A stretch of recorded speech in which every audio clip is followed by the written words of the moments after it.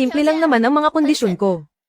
Bukod sa kotse at bahay, na dapat ay nakapangalan lahat sa akin. Para naman sa dote, mga 888,000 lang naman. At saka ang pensayo ng tatay mo, ng nanay mo, ng lolo mo, at ng lola mo. Ay dapat ibigay lahat sa akin para ako ang humawak. Ay oo nga pala, ang pinakamahalaga sa lahat, dapat sa akin din isunod ang apelyido ng lahat ng magiging anak natin. Sa ganoong paraan, magiging panatag ang loob ko na magpakasal sa iyo. Isusunod sa apelyido mo ang mga bata. Bakit hindi na lang din ako sumunod sa apelyido mo? Tingnan mo nga ang sarili mo. Masyado kang mapagmataas, mababaw, at tanga. Mukha ka namang cute lang. Tapos hihingi ka pa ng 888,000. Hindi ko ibibigay ang 888,000 na yan. Pero kung 88 piso, pwede ko pa sigurong pag-isipan. Sa tingin ko, bukod sa dibdib mo, puro binti ka na lang. Kung magbebenta ka ng katawan, baka sakaling kumita ka ng 888,000. Yaman agad sa simula ng taon. Ang lakas ng loob mong latin ako. Gusto mo pa ba talagang magpakasal sa akin? Magpakasal sa iyo. Pasensya na.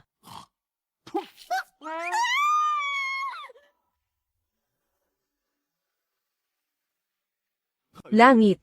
Lola. Hindi po naging mabuting apo ang apo nyo. Masyado po akong mahirap ngayon. Hindi man lang makahanap ng mapapangasawa. Mukhang ang pamilya Jiang natin ay mawawalan na ng tagapagmana. Lola, iwas muna po kayo sandali. May pag-uusapan lang kami ni Lolo. Lolo. Lolo. Ito ang paborito mong black stockings. Espesyal na galing sa Japan. Magandang libro ito. Tinatanggap ko ito. Marunong ka talagang makisama, bata ka. Dahil dyan, ay padadala ko ang aking paboritong espiritong alagang hayop, si Pai Ziyu, para tulungan kang umakit ng kayamanan. Nagpakita ng himala si Lolo. Pai Ziyu. Hindi ba tiyon ang banal na hayop na nagdadala ng kayamanan? Hindi kaya nananaginip lang ako. Huwag kang matakot, aking amo. Nandito ako para tulungan ka. Nakikita ko na pala, ang halaga ng mga bagay-bagay. Lolo, bakit 30 piso lang ang halaga mo? Sumapi ako sa katawan mo, para tulungan kang buksan ang iyong celestial eye. Hindi lang yan, matutulungan din kitang maghanap ng kayamanan at magmina. Sa ilalim ng mga paa mo, hindi kalayuan. Mayroong isang gintong nuggets. Gintong nuggets. Totoo ba talaga? Kung hindi ka naniniwala, huhukayin ko ito para sa iyo. Kuya. 3 milyon. Nakuha natin ito ng ganoon kadali. Napakasaya naman ito. Olha só minha foto, trilha, tu nunca prestou atenção. Olha o bico do fuzil, vai tomar só rajadão.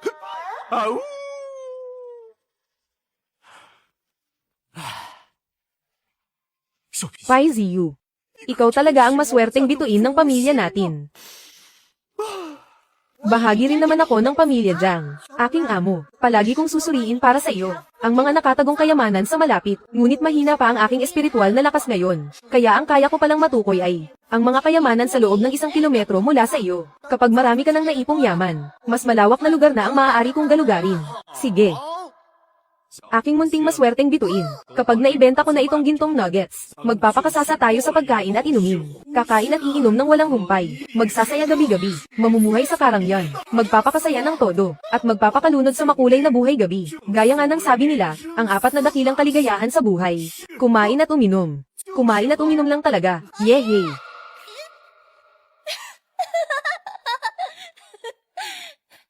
Maligayang pagdating sa tindahan ng ginto ng Dafu. Bibili ka ba ng ginto? Hindi. Sabi ko na nga ba, umalis ka na kung wala kang pera, dukha. Huwag mong harangan ang negosyo namin. Naparito ako para magbenta ng ginto. Lehitimong tindahan ng ginto ito. Hindi kami tumatanggap ng mga galing sa bangkita, tulad ng mga peking gintong kwintas na nagkakahalaga ng 10 piso para sa 3. Leyes. Tinatanggap nyo ba? Ito. Gintong nuggets. Ang laki nito. Araw-araw ka bang nanunood ng mga video ng paghahanap ng kayamanan? Kaya nabaliw na ang utak mo. Ako, ang ganito kalaking gintong nuggets. Kung totoo man ito, dinala na sana ito sa auction noon pa. Ilayo mo na ang tanso mong iyan. Maaari mo naman itong suriin muna. Napakahalaga ng aming kagamitan sa pagsusuri. Bakit naman namin ito gagamitin sa isang manlolokong tulad mo? Umalis ka na agad. Kung hindi, tatawag ako ng pulis. Anong nangyayari dito? Manager, tingnan mo ang taong ito. May dala siyang peking ginto. Ayaw umalis dito. At pinipilit pang gintong nuggets ito. Ang tindahan ng ginto ng Dafu namin ay hindi. Ang kulay na ito, ang teksturang ito. Ito ay talagang pangkoleksyon na antas. Dali, kunin mo ang kagamitan sa pagsusuri. Huwag nang suriin. Ngayon, aalis na ako. Sandali lang, kapatid.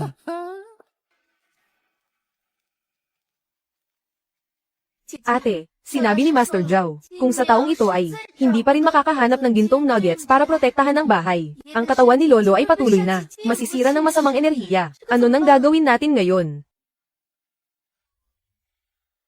Boss Chen, Miss Lu, may balita na ba sa natural na gintong nuggets na ipinapahanap nyo? May nahanap na ba? Basta mayroon. Magbabayad ako ng 3 beses na mas mataas. Hindi. Bibili ako sa halagang 5 beses na mas mataas. 5 beses. Totoo ba ang sinasabi mo? Siyempre, totoo, kapatid. Alam mo ba kung nasaan ang gintong nuggets? Ate, huwag kang makinig sa kalokohan niya. Ang taong tulad niya. Malamang ay hindi pa nakakakita kung ano ang hitsura ng gintong nuggets. Sigurado akong gusto lang niyan mang-scam ng pera. Xiaoying, huwag kang magsalita ng ganyan. Pasensya na po. Masyado kasing spoiled si Xiaoying sa pamilya namin. Kaya kung ano-ano na lang ang sinasabi, huwag mo na lang pansinin. Ayos lang, walang problema. Parang tahol lang naman ang aso. Parang tahol lang naman ang aso. Kakasabi mo lang na bibilhin mo ito ng 5 beses ang halaga. Seryoso ba yan? Sino ang tinatawag mong aso? CEO ng Lu Group ang ate ko. Paano namang hindi magiging totoo ang sinasabi niya? Kapatid, mukhang, alam mo kung nasaan ang gintong nuggets. Ako. Pakiusap, ituro mo ang daan. Ituro ang daan.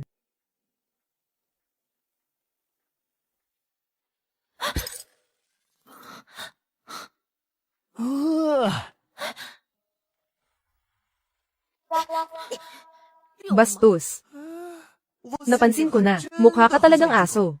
Hindi ba siya naman ang nagpaturo sa akin ng daan? Napakalaki nito. Tingin ko tinggalang ito na pinintahan. Ang tunay na ginto ay hindi natatakot sa apoy. Suriin natin ito. Dalhin mo rito.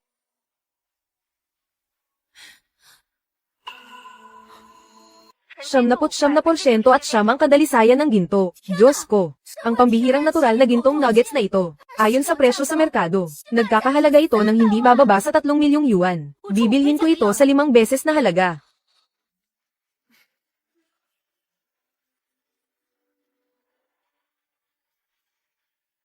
Pumasok na sa account mo ang 15 milyong yuan. Sige, sarado na ang kasunduan. Ito ang personal card ko. Gamit ang card na ito, maaari kang mamili sa kahit anong tindahan ng Lu Group, at makukuha mo ang pinakamataas na VIP treatment. Ituring mo na lang na paumanhin para sa hindi pagkakaunawaan kanina. Humingi ka ng tawad. Lumawak ang sakop ng paghahanap. May malaking bagay sa layong 10 kilometro. Isang gintong Buddha. Gintong Buddha. Dali, tingnan natin. Napakaganda at mayaman niya talaga. Mabuti ka rin naman. Kaso nga lang, mahilig kang tumahol na parang aso. Bawasan mo ang pagtahol sa susunod. Kinakabahan si kuya.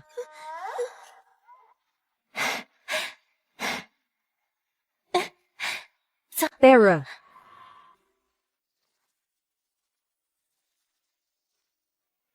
Dito nga iyon. Sakto, nagugutom na ako. Dahil kumita tayo ng malaki. Ililibre kita ng masarap na pagkain. Tara.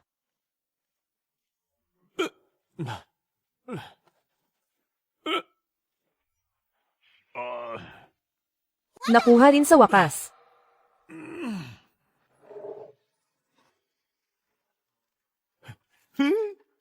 Grabe. Isang maliit na layunin lang. Yayaman na ba tayo nito? Pai Ziyu, ikaw talaga ang pangalawang magulang ko, tatay ko. Maganda nga itong gintong Buddha. Sayang lang at walang patungan. Kung mapaparesin ito ng isang pambihirang Lotus Jade base, madodoble pa ang halaga nito. Malapit na ang bagong taon, kahit wala akong may uuwing kasintahan. Pero kung may uuwi ko, itong gintong Buddha na may Jade base. Tiyak na matutuwa si Lola. Salamat sa Diyos. Sakto at bukas na naman ang aking celestial eye. Pupunta ako sa pamilihan ng mga hiyas, para maghanap ng pambihirang jade. Napakadali lang yan. Tara na sa pamilihan ng mga hiyas. Mataba. Boss Chen, hindi problema ang pera, basta makakuha lang ng pinakamagandang klase ng jade. Ang presyo, kahit magkano pa ang hingin ninyo. Binibining Song, kahit ang mga Diyos ay nahihirapang manghula ng jade. Kahit na tinatawag akong ghost eye, hindi ko pa rin magagarantiya na 100% may laman. Ang pagsusugal sa bato, palaging may pagkakataon na mabaygo. Kung hindi natin masisiguro ang pagkuha ng jade, paano matatalo ng pamilya Song natin ang pamilyahan? At paano natin makukuha ang posisyon bilang pinuno ng jade sa lungsod ng Jiang?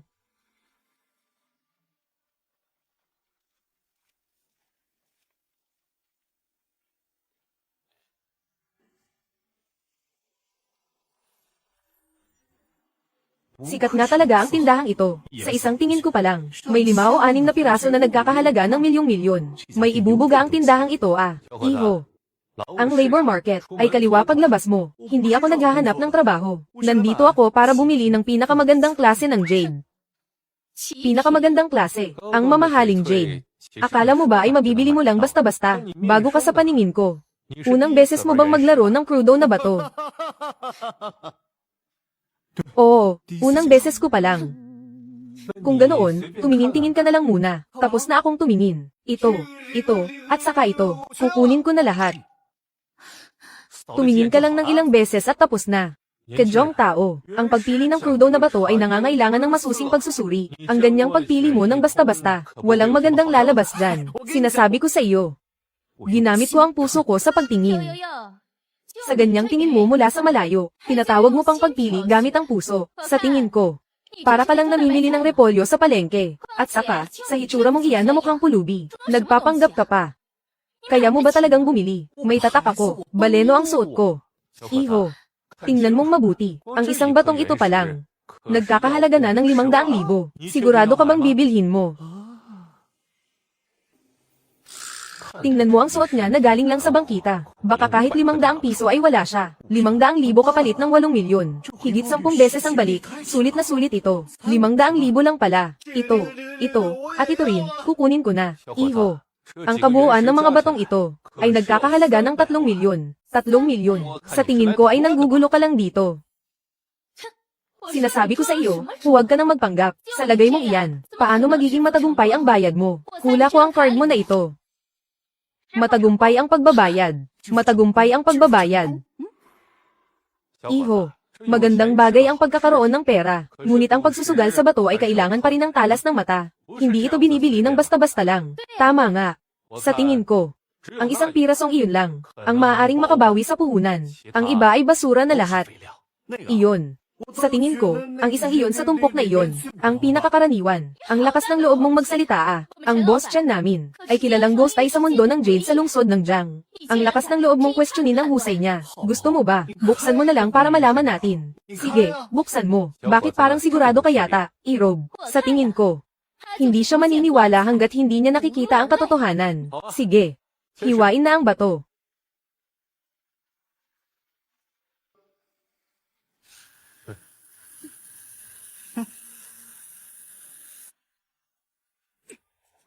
Ito ay isang high ice jade. Ang laki ng panalo. Diyos ko.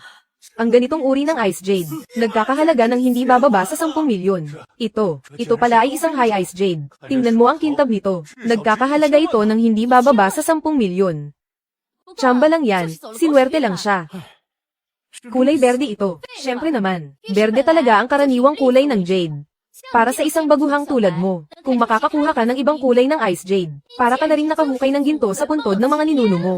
Alam mo ba, bata, ang pirasong ito ng ice jade, ibenta mo na sa shop ko, 10 milyon. Pwede ba? Pwede. Sige, hindi nga nagkamali si Boss Chen bilang ghost eye. Ang batong ito, ang may pinakamagandang kalidad, sa lahat ng mga bato rito. Bakit parang hindi naman sa tingin ko? Ano? Ibig mo bang sabihin, ang mga natitirang basurang bato na iyan, ay may mas magandang kalidad pa? Masyado kang mayabang. Akala mo ba dahil nakakuha ka ng high ice jade, ay kung sino ka na? Oo nga. Si Boss Chen ay ang sikat na ghost eye. Ang batong hindi niya nagustuhan. Paano magiging maganda ang kalidad? Mga basura lang ang mga iyan, di ba? Kung ganoon, buksan natin. Sige ba? Hiwain na.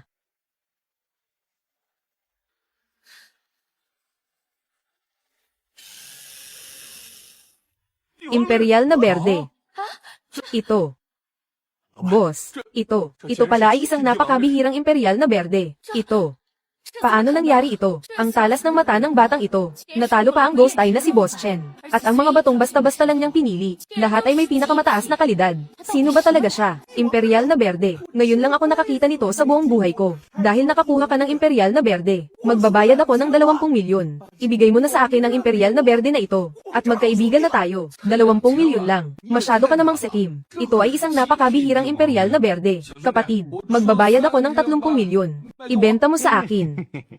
Ikaw, bibilhin ko yan ng 50 milyong piso. Ibenta mo sa akin. Mukhang ang pagtatasa ng aking mahiwagang mata ay medyo mababa pa.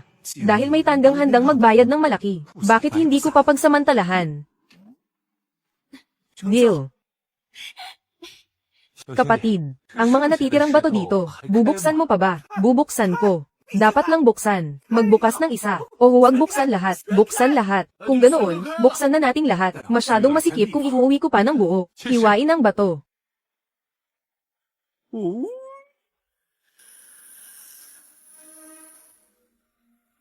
Isa na namang imperial na berde. Ano? Isa na namang pambihirang imperial na berde. Sa dami ng taon kong naglalaro ng mga bato, ngayon lang ako nakakita ng 2 imperial na berde na nabuksan sa parehong araw. Kapatid, unang beses mo ba talaga maglaro ng bato?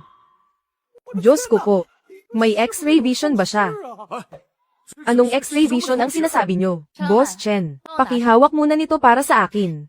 Babe, ang batong iyan. Ibenta mo na sa akin. Sige ba? Magkano naman ang balak mong ibayad, Song Wei? Iaalok ko ang sarili ko. Ano sa tingin mo? Bakit parang gusto mong kunin ang lahat pati ako? Kapatid, sunod-sunod kang nakakuha ng 3 pambihirang jade. Pero bakit parang, hindi ka man lang nasa sabik? Gusto ko sana ng kulay lilang jade, para gawing trono ng lotus para sa gintong estatwa ng Buddha ko. Ito. Ito ang gintong Buddha ng imperyo ng Silangang Jin. Ang isang ito ay nagkakahalaga ng 100 milyon. Ito. Bakit basta-basta mo lang itong ibinubulsa rito? Babe, paano kung ang isang ito ay ipa-auction mo sa amin? Huwag kang mag-alala. Kahit na walang lilang trono ng lotus, tiyak na makakakuha kami para sa iyo ng mas mataas na presyo. Naniniwala ako sa Buddha. Kamangha-mangha, talagang kamangha-mangha. Lahat ay may lamang jade, isang klase ng salamin, at mayroon pang pambihirang pulang jade na parang dugo ng kalapati. Lahat ng pinili niya ay may laman, at puro pinakamataas na kalidad pa. Dahil sa kanya, matutupad na ang huling hiling ni Lolo. Ang lalaking ito, kailangan ko siyang makuha. 300 milyong piso. Ang mga ito, kukunin ko ng lahat.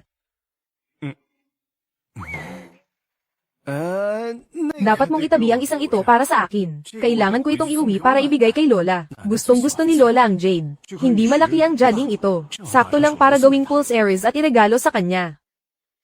Pumasok na ang 300 milyong piso. Ano sa tingin mo? Ngayong bayad na ang lahat. Dapat na nating pag-isipan ang tungkol sa ating dalawa, di ba? Anong mayroon sa ating dalawa? Amo. Bakit biglang bumilis ang daloy ng enerhiya? Nagawa ko pang matukoy ang minahan ng jade na may 100 kilometro ang layo. Faiziyu, lalo ka nang nagiging mahusay. Naninirahan ako sa loob ng katawan mo, kaya ako lumalakas. Ay dahil lumalakas ka rin, amo. Kung hindi ka naniniwala, subukan mong gamitin ang iyong celestial eye.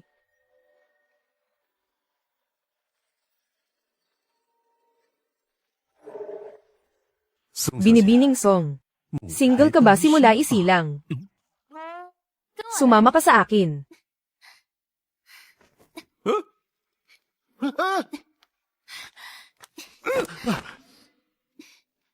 Ano ba ang gagawin mo?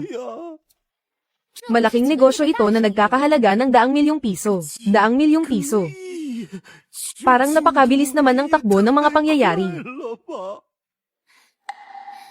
Hindi maginhawa rito. Mag-usap tayo sa loob ng kotse. Kotse ng punerarya ito, ah. Oo. Mas kapanapanabik kapag sa kotse ng punerarya, di ba? Napakapanapanabik naman yan.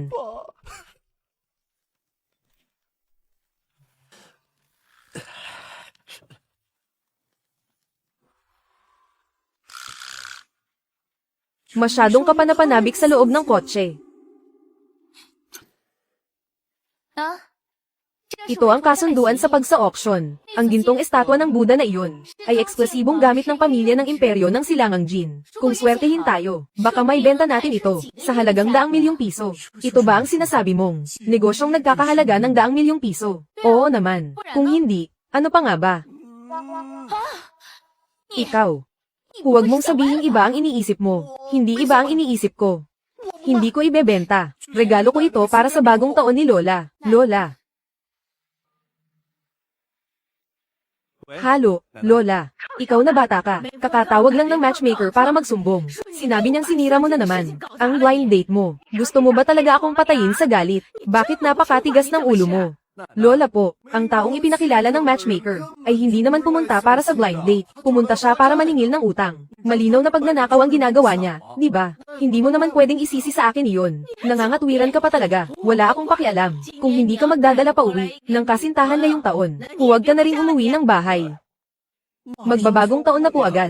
Saan naman po ako hahanap ng kasintahan para sa inyo? May inihanda akong regalo para sa inyo. Siguradong magugustuhan ninyo ito. Bukod sa apo sa tuhod at manugang, wala na akong ibang gusto. Sino ba ang may gusto sa walang kwentang bagay na iyan? Lola, ako po. Halo. Lola. Lola, nagbibiro lang po si Jiang Yuan sa inyo. Ako po ang kasintahan niya. Totoo ba yan? Mabuting bata. Miss na miss ka na ni Lola. Sige po, Lola, sa susunod na 2 araw po, babalik po kami ni Jiang Yuan para bisitahin kayo. Mabuti, mabuti. Pagbalik mo, bibigyan ka ni Lola ng malaking pulang sobra. Sige po. Ano bang kalokohan ang ginagawa mo? Mukhang ang inihanda mong regalo ay hindi nagustuhan ni Lola. Pero, sa akin bilang girlfriend mo, mukhang gustong-gusto niya ako. Gayunpaman. Gusto kong ilagay mo ang gintong Buddha na ito sa auction house namin para may auction. Magpapanggap akong girlfriend mo para samahan kang umuwi at bisitahin si Lola. Nilalagyan mo ako ng bitag Gusto mo bang makitang madismaya ang matanda? Sige, deal. Uuwi ako bukas. Pumunta ka na lang diretso sa bahay namin. Walang problema, babe. Diyos ko.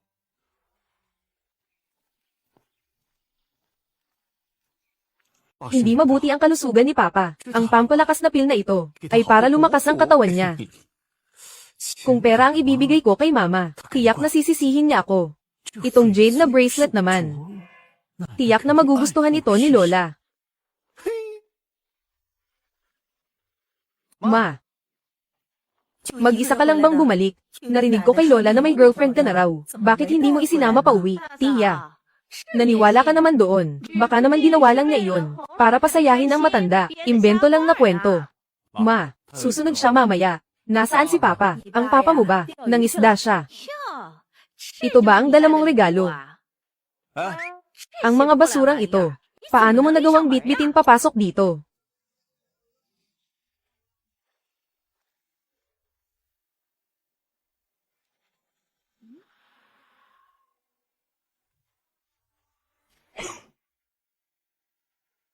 Ma, Tia.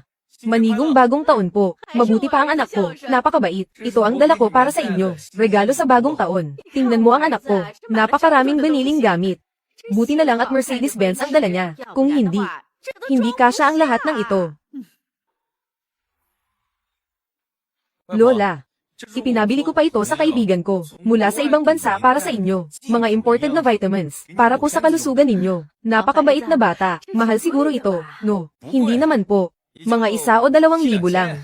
1,000 o 2,000, hindi pa ba mahal iyon? Ang 1 o 2,000 ay katumbas na ng kalahating buwang sahod ni Jiang Yuan. Sa pagiging delivery boy sa labas, hindi pa nga aabot sa interes ng pera ko. Sa bangko sa loob ng 1 araw. Ikaw na isang mahirap na delivery boy. Bakit ang lakas mong magyabang? Talagang itinuturing mo ang sarili mo na isang milyonaryo Ang galing mong tumingin sa tao ah. Sa katunayan, milyonaryo nga ako, Jiang Yuan. Hayaan mo na kung hindi ka nagtatrabaho ng maayos. Bakit puro kasinungalingan pa ang sinasabi mo? Ma, hindi ako nagsisinungaling. Seryoso ako, pinsan. Dahil sinasabi mong may pera ka. Ano naman ang inihanda mong regalo? Para kay Lola. Ilabas mo yan para makita naman namin. Ito ay galing sa merkado ng mga krudo o hilaw na bato. Mula sa batong nakuha ko, ginawa itong Fool's Heiress na jade. Lola, subukan niyo pong isuot ito. Napakaganda naman ng Fool's Heiress na ito. 这镯子真漂亮啊！ Ang Fool's Heiress na ito, napakalinaw at napakaganda ng kalidad, di ba? Ang ganda talaga. Pinsan. Sa ganda ng kulay ng Fool's Heiress na ito, maaaring isa itong napakamahal na jade. O kaya naman, binabad lang ito sa matapang na asido, para magmukhang mamahalin pero peke at delikado. Jiang Yuan, bakit mo binibigyan ng lola mo ng ganitong klaseng peking Fool's Heiress? Gusto mo bang mapahamak ang lola mo? Lola, ito po ay gawa talaga sa pinakamataas na uri ng jade. Tunay po ito, sa isang pobreng malas na katulad mo. Paano ka makakakuha ng ganitong klaseng jade? At saka, kahit na magkaroon ka ng ganitong kayamanan, siguradong ibebenta mo na yan agad para magkapera. Gagawin mo pa ba itong Fool's Heiress para iregalo lang? Jiang Yuan, bawiin mo na itong peking Fool's Heiress mo. Kunin mo na ito pabalik. Ibigay mo rin sa akin ang bank card na ito. Kunin mo na lahat yan. Nay, ito po ay para sa gastusin nyo sa buhay. May laman itong 1 milyon. 1 milyon. 1 milyong piso. Diyos ko po. Jiang Yuan, pinapatawa mo talaga ako. Bakit ba ang hilig mong magyabang at magsinungaling? Kung may 1 milyon ka talaga, lilipad na siguro ang mga baboy. Pinsan, sa pagyayabang mo, dapat nag-isip ka muna ng kapanipaniwala, di ba? Maglalabas ka ng lumang card para lokohin kami. Jiang Yuan, bakit ka pa rin nagsisinungaling? Nay, hindi po ako nagbibiro. Dahan-dahan lang. Tito, may nagtitinda ng paputok sa labas. Gusto rin namin yan. Hoy, kayong nagtitinda ng paputok, pasok kayo. Bibili kami ng mga paputok. Sige, bibilhan kayo ni Tito. Kailangan nga nating bumili ng paputok para palamisin ang malas at amoy pobre ng ibang tao rito. Lahat ng ito, bibilhin ko na. Sige po, ang kabuuan ay 20,000 piso. Ang mga paputok na ito ay nagkakahalaga ng 20,000. Bakit hindi ka nalang mamingwit ng pera? Jiang Yuan, hindi ba't sabi mo ang card mo ay may lamang 1 milyon? Ang pambili ng kaunting paputok, hindi dapat maging problema, di ba? Lahat ng ito, kukunin ko na. Ang mga ito ay nagkakahalaga ng 50,000 piso. Sigurado ka ba? Ay swipe mo na. Napakagalante talaga ni pinsan.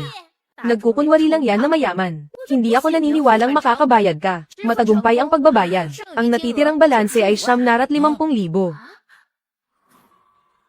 Papaanong nangyari ito? Saan ka kumuha ng ganyang kalaking pera? Alam ko na. Nangutang ka para sa kasal, di ba? Tama na yan. Bakit ba kayo nag-aaway sa maliit na bagay? Jiang Yuan, nasaan ang girlfriend mo? Lola, papunta na po siya rito. Tawagan mo nga at itanong kung nasaan na siya. Ang numerong iyong tinatawagan ay hindi maabot sa kasalukuyan.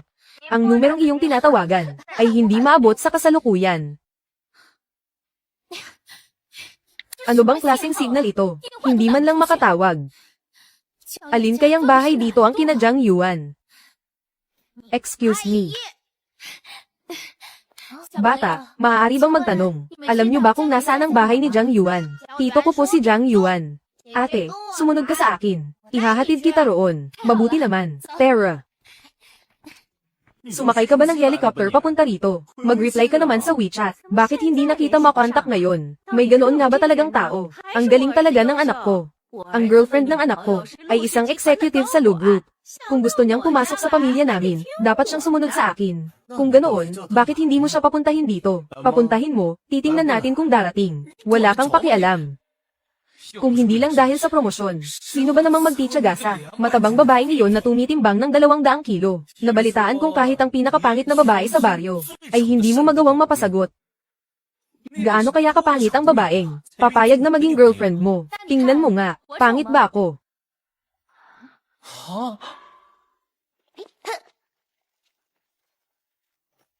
Lola, Tia, magandang araw po sa inyo. Ako po ang girlfriend ni Jiang Yuan. Ako po si Song Hui. Napakaganda naman ng batang ito. Mukha siyang diwata na mula sa isang painting. Napakaganda talaga ng batang ito. Mapalad talaga ang pamilyang Jiang natin. Manigong bagong taon po, Tia. 新年快乐！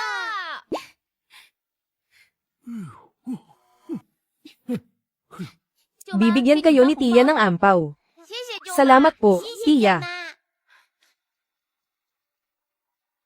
Amo, espesyal ba ang mga pulang papel na ito? Bakit ang mga bata, kapag nakikita ang mga pulang papel na ito, ay mas masaya pa kaysa kapag nanunood ng paputok? Iyan kaya ang bagay na pinapangarap ng lahat ng tao. Iyon lang pala ang gusto mo. Napakadali naman yan. Ang mga pulang papel na ganyan. Doon sa villa ng Longhuihaw na 5 kilometro ang layo, may 5 malalaking kahon na nakabaon sa ilalim. Ang buhay na namumulot lang ng pera. Napakasarap naman yata.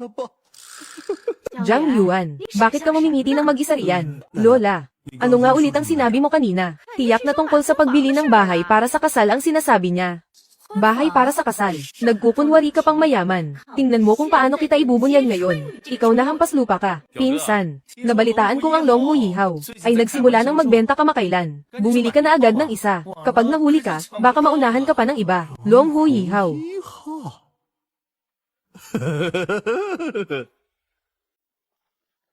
Tuloy po kayo. 这 Hindi ba ito ang hampas lupang si Jiang Yuan, na kahit pambayad ng utang ay wala? Isang delivery boy na tulad mo. Anong ginagawa rito sa Longhuihaw? Ano ang ginagawa mo sa marangyang lugar na ito? Makikigamit lang ng aircon. Bibili ng bahay. Bibili ng bahay. Longhuihaw ito. Kahit banyo rito ay hindi mo kayang bilhin. Reyes, huwag mong madumihan ang sahig namin. Mataas pa rin talaga ang tingin mo sa sarili mo at mababa sa iba. Dito mismo sa tapat ng gusaling ito. Gusto kong bilhin ang buong gusaling ito. Ito ang pinakamagandang gusaling namin dito. Kaya mo ba? Magkano ba? Ang pinakamagandang gusaling ito. Kukunin ko na. Young Master Zhang, sakto ang dating ninyo. Ang gusaling ito ay nakareserba talaga para sa inyo. Mabuti naman at alam mo. I swipe mo ang card. Sandali lang po. Aayusin ko na po agad para sa inyo. Ako ang naunang tumingin sa gusaling ito. Jiang Yuan, ang isang tulad mong besurero. Karapat dapat bang tumira sa Longhuihaw? Ako. Hoy bata, ako ang tagapagmana ng Zhang Group. Ang isang hibla ng balahibo ko sa binti ay mas makapal pa sa baywang mo. Aagawan mo pa ako. Bagay ba sa iyo? Tama si Young Master Zhang. Ang gusaling ito, para lamang sa mga taong may mataas na katayuan na tulad ninyo. Kayo lang ang karapat dapat. Inson, huwag ka nang magpahiya rito. Ang mga katulad mo. Pumunta ka sa labas ng lungsod, at bumili ng lumang sirang bahay. Ang Longhuihaw ay isang marangyang ari-arian ng Lu Group. Isang delivery boy na tulad mo, nang arap pang tumira rito. Sa ilalim pala ito ng Lu Group. Kung ganoon, madali lang pala. Ngayon, may karapatan na ba ako? Jiang Yuan, ang lakas ng loob mong pansipikahin. Ang personal na calling card ni President Lu. Huwag kang magsalita ng walang katuturan. Ito ay ibinigay mismo sa akin, ng inyong President Lu. Napakataas na tao ni President Lu. Bakit naman niya ibibigay ang calling card niya sa isang tulad mo? Anong nangyayari rito? Manager, sakto ang dating mo. Ang lalaking ito, nang ahas na pansipikahin ang calling card ni President Lu. Ang tatak na ito, ang disenyong ito. Hindi ba? Hindi ba ito ang calling card ni President Lu? Guardia, kaladkarin ninyo ang besurerong ito. Palabas ng pinto, ikaw na walang mata at walang galang. Ganyan ba ang trato mo? Sa ating VIP, gusto mo na bang matanggal sa trabaho? Ito ang pinakamataas na calling card ni President Lu. Lumuhad ka rito, at humingi ng tawad. Patawad po, huwag mo akong daanin sa ganyan, tumayo ka na riyan. Kunin mo ang POS machine dito. Pinsan, kung walang pera, huwag nang magkunwari. Kapag hindi iyan pumasok, lalo ka lang mapapahiya. Kung papasok o hindi, malalaman natin kapag na-swipe na. Bakit ba daldal ka ng daldal dyan? Kung may laman nga ang card na iyan, maglalakad ako gamit ang aking mga kamay. Matagumpay ang pagbabayad. Matagumpay ang pagbabayad. Imposible ito. Isa ka lang namang delivery rider. Saan ka kumuha ng ganyang kalaking pera? Young Master Zhang, kakasabi mo lang kanina na kapag matagumpay ang pagbabayad, maglalakad ka gamit ang iyong mga kamay. Ano? Anong lakad-lakad? Alis na tayo. Ano ako? Hilo. Jiang Yuan, kailan ka pa naging ganyan kay Aman? Dahil mapera ka naman. Ibilhan mo na rin ng bahay ang pinsan mo. Kahit mga 3 hanggang 400 metro kwadrado lang. Pinsan ko. Pinsan ko. Hindi ba't pumasok ka lang naman bilang manugang? Ikaw.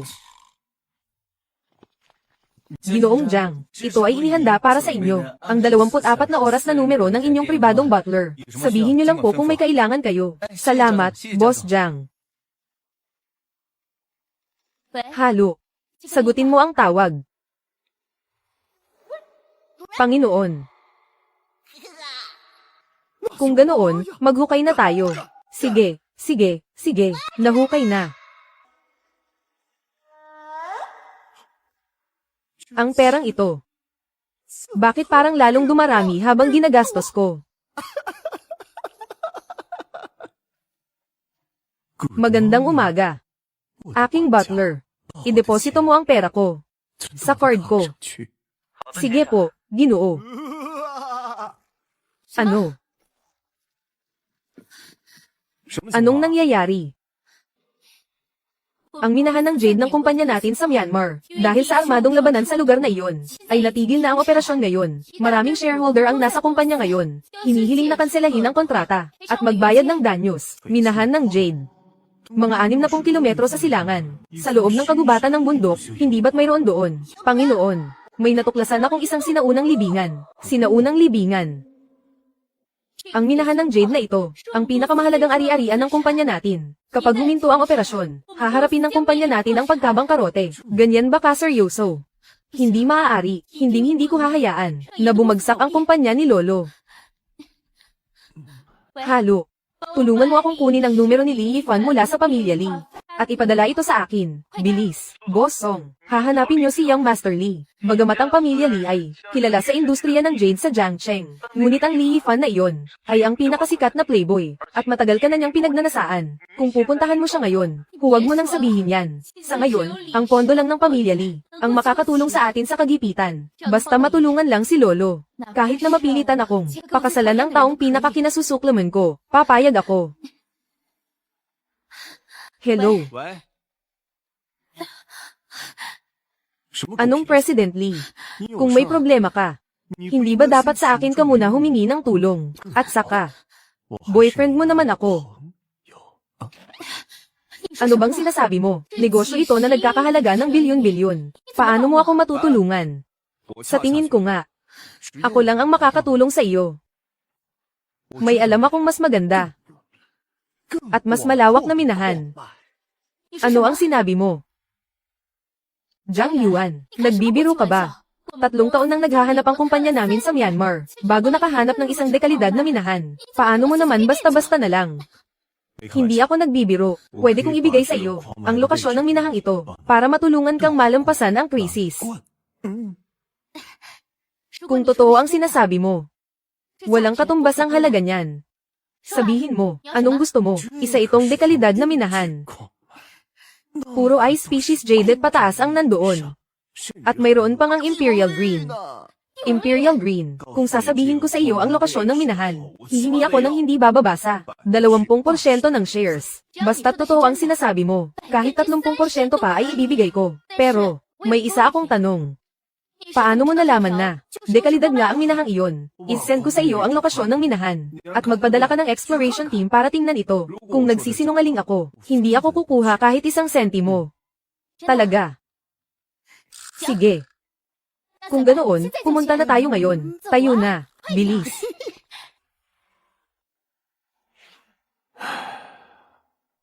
President Lu, malala ang pasok ng masamang enerhiya sa katawan ni Lolo Lu. Bumibigay na ang kanyang mga panloob na organo. Mukhang kaunting araw na lang ang natitira sa kanya. Doktor.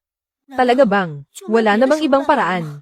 Basta mailigtas lang si Lolo. Handang ibigay ng pamilya Lu ang kahit anong kapalit, maliban na lang kung makahanap sa loob ng 3 araw ng pambihirang halamang gamot para mapanatili ang kanyang enerhiya, o makahanap ng mahiwagang anteng-anteng para mapalayas ang masamang enerhiya. Kung hindi, kahit ang mga Diyos ay hindi siya may iligtas. Pambihirang halamang gamot, mahiwagang anteng-anteng.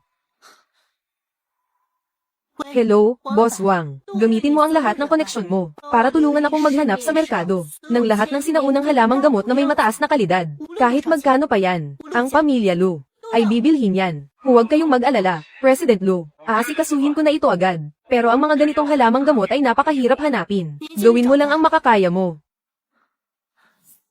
Ang halamang gamot, wala namang problema doon.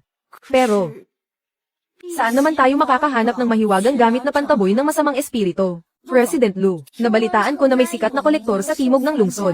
Si Liu Jianshou. Mahilig siyang mangolekta ng mga gamit na ibinaon sa mga libingan. Baka sakaling marami siyang mga bagay na pantaboy ng masamang espiritu. Nabalitaan ko rin na naghahanap siya ng isang painting kamakailan. Anong painting? Ang Nymph of the Luo River. Sabi niya, kung ito raw ay ang orihinal, o kaya naman ay isang opisyal na replika ng palasyo. Handa niyang ipagpalit ang kanyang pamana ng pamilya para dito. Ihanda ang sasakyan. Pupunta tayo sa antique shop ni Boss Chen.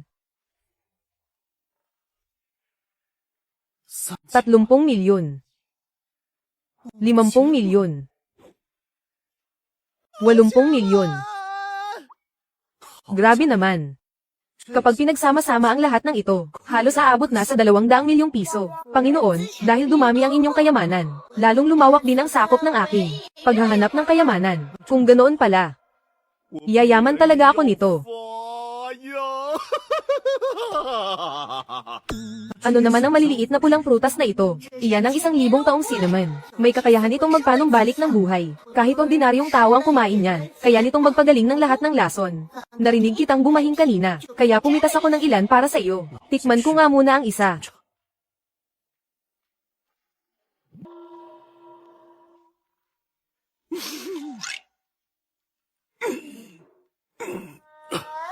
Talaga bang ganoon ka mahiwaga ito? Sige, sige. Bukas na bukas. Pupunta muna ako sa antique market para ibenta muna ito. At subukan ng swerte ko. President Lu, ang painting ng Nymph of the Luo River ay nasa koleksyon na ng Royal Family ng Britanya. Pero ayon sa sabi-sabi, may ginawang replika noong dinastiyang Qing. Isang florera na may disenyong Nymph of the Luo River. Subalit, matagal na itong nawawala at hindi na mahanap. Zhang Yuan, ikaw pala yan. Napakaliit nga naman ng mundo. Boss, tumatanggap ba kayo rito ng mga mamahaling anti-gang gamit? Kung basura lang yan, doon ka sa likod ng kalye magbenta. Hindi basura ang dala ko, no. Isa itong matagal nang nawawalang mahalagang kayamanan.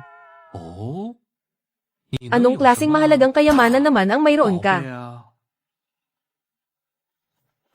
Ang matagal nang nawawalang florera ng Nymph of the Luo River, florera.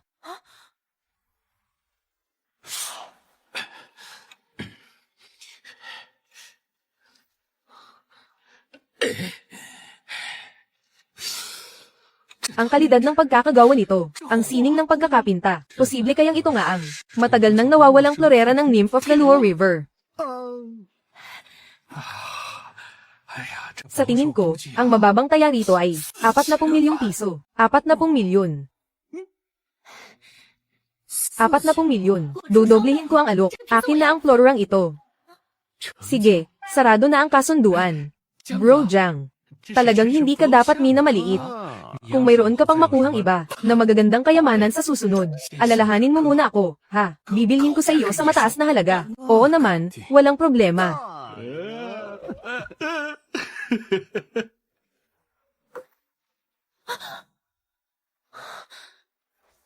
Teka muna. Napakabango ng amoy na ito. Ang mga hibla nito ay parang gintong sinulid. Posible kayang, ito na ba ang maalamat na, kayang magpagaling ng lahat ng lason.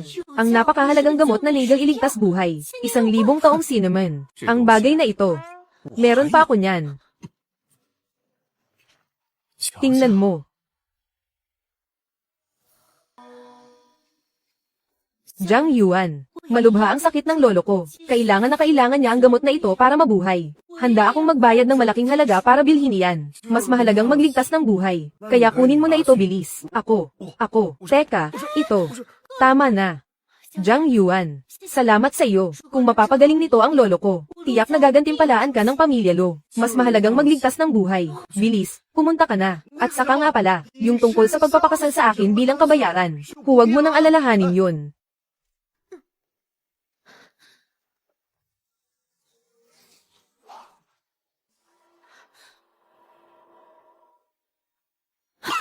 Lolo, gising na po kayo. Wantang. Nasa loob ng drawer ang hairpan ng lola mo. Dalhin mo iyan sa pamilya Meng at hanapin mo si Meng Xiaoyu. Siya lang ang tanging makakapagligtas sa buhay ko. Opo. Lolo, pupunta na po ako agad.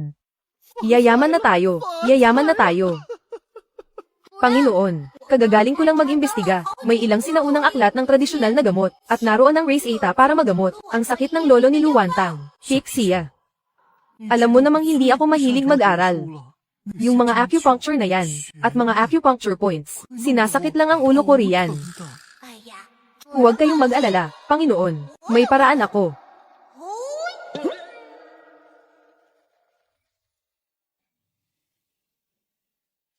Parang. Naiintindihan ko na talaga, ang mga medikal na kaalamang iyon. At ang mga teknik sa acupuncture. Parang likas na sa akin mula pa noong isilang ako. Panginoon, sa ngayon kayo ay isa ng dakilang master sa medisina. Yung sinasabi nilang masamang enerhiya sa katawan. Sisiw lang yan para sa inyo. Kung ganoon. Pixia, halika na, magligtas tayo ng buhay. Ikaw. Ikaw ang pumatay kay Lolo. Tiyo. Ano bang sinasabi ninyo? Ikaw nga, hindi ko alam kung saan mo nakuha ang maitim na bagay na iyon, na mukhang dumi ng tupa, at ipinilit mong ipasubo kay Lolo. Hindi nagtagal matapos itong kainin ni Lolo. Nagsuka na siya ng dugo at nawala ng malay. Bilis, tawagin ninyo si Dr. Meng.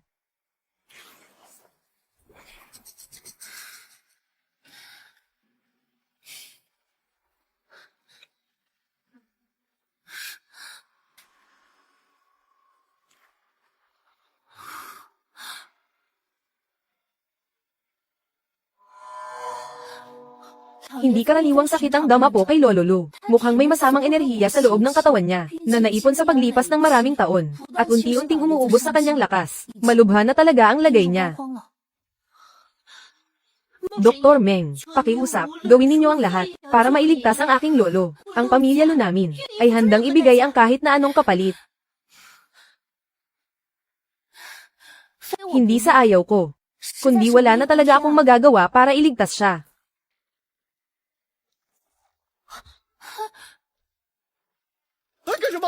Naparito ako para magligtas ng buhay. Alam ko ang kalagayan ni Lolo. Papasukin siya.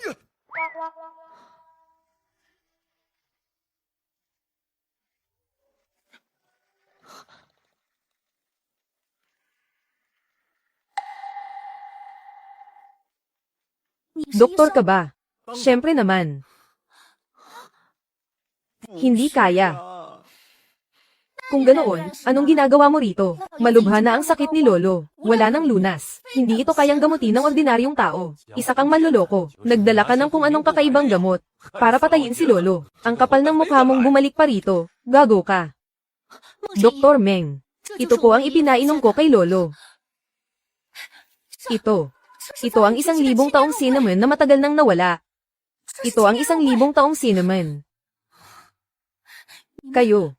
Alam nyo ba kung ano ito? Hindi ito ordinaryong halamang gamot. Ito ay isang kayamanan ng kalikasan, na nakasulat lamang sa mga sinaunang aklat. Ang bisa nito ay mas higit pa sa 100 taong ginseng, at mas mahalaga pa kaysa sa 1,000 taong linzi. Ang itim na prutas na ito. Ano ba ang alam mo? Kaya nailabas ni Lolo Lu, ang namumuong masamang dugo sa kanyang puso, ay dahil sa 1,000 taong cinnamon na ito. Dr. Meng. Ano na po ang dapat nating gawin ngayon? Kailan po ba madyay gising si Lolo? Ito. Ang 1,000 taong cinnamon na ito, ay pansamantala lamang na makakapagpabuti sa kanyang kalagayan. Ngunit sa kanyang puso, ay may nananatili pa ring matinding masamang enerhiya. Panginoon, naramdaman ko na, ang masamang enerhiya sa katawan ni Lolo, ay nakatambay malapit sa mga acupuncture points sa kanyang dibdib at tiyan. Panginoon, lumapit ka pa ng kaunti. Anong ginagawa mo? Bakit mo hinahawakan si Lolo? Wala ka ba talagang galang? Bakit parang kabado ka yata, Ginoong Lu? Natatakot ka ba na may matuklasan ako? Nahanap ko na, Panginoon. Mukhang ang masamang enerhiya ay nagmumula sa pendant na jade sa dibdib ni Lolo. Dr. Meng, napakalawak ng iyong kaalaman. Ano ba talaga ang masamang enerhiyang ito? O kaya, Paano ito mahahanap? Binibining Lu, tungkol dito. Wala pa akong ideya sa ngayon. Nahanap ko na ang pinagmulan. Napakadali lang. Tanggalin mo lang ang pendant na jade na iyan, at itapon. Ang pendant na ito ay naglalaman ng napakatinding masamang enerhiya ng kamatayan. Kung isusuot ito ng matagal, tiyak na masisira ang buhay niya. Ang pendant na ito ay personal na binasbasan ng isang dakilang master. Isa itong anteng-anteng para protektahan ang buhay ni Lolo. Paano ito magkakaroon ng problema? Dakilang master. Sino ba talaga ang nagpasuot niyan kay Lolo? Kalahating taon na ang nakalipas. Sinabi ni Tio na nakatagpo siya ng isang eksperto, at espesyal na hiningi ito para kay Lolo. Huwag kang manggulo rito. Sa tingin ko, isa ka lang manloloko. Gumagawa ka lang ng kwento tungkol sa masamang enerhiya, dahil gusto mo lang nakawin ang mahalagang jade na iyan. Dr. Meng, matagal nang isinusuot ni Lolo ang pendant na ito. Baka naman may hindi pagkakaunawaan lang. Lu Wantang, kailangang tanggalin agad ang pendant na ito. Basta maisuot pa ito ng tatay ko ng isa pang oras. Magagamit ko na ang lihim na ritual, para tuluyang makontrol ang kanyang isip at kaluluwa, para mapilitan siyang gumawa ng huling habilin na nagpapamana ng lahat ng ari-arian sa akin.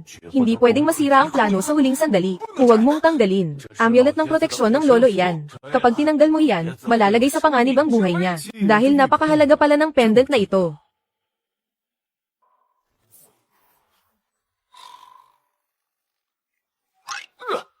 Bakit hindi mo muna ito ipasuot sa tatay mo?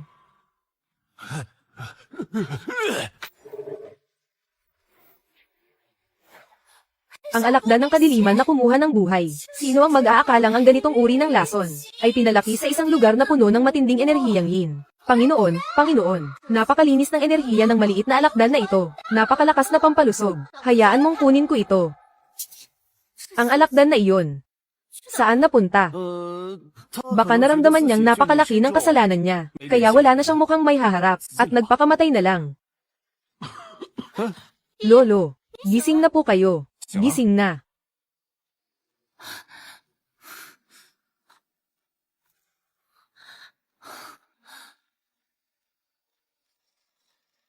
Ang natitirang lakas ng buhay sa katawan ng matanda ay tuluyan ng naubos dahil sa masamang enerhiya ng pendant at ng lason. Wala nang natira. Ang kanyang puso at mga ugat ay tuyot na parang bulok na kahoy. Ang paggising niya ngayon ay pansamantalang epekto lamang ng 1,000 taong cinnamon. Isang huling ningning bago ang tuluyang pagpanaw. Kayo. Magmadali na kayong magpaalam sa kanya. Ano?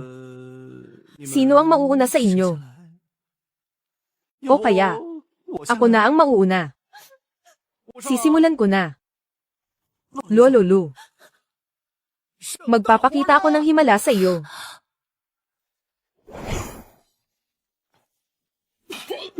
Lolo.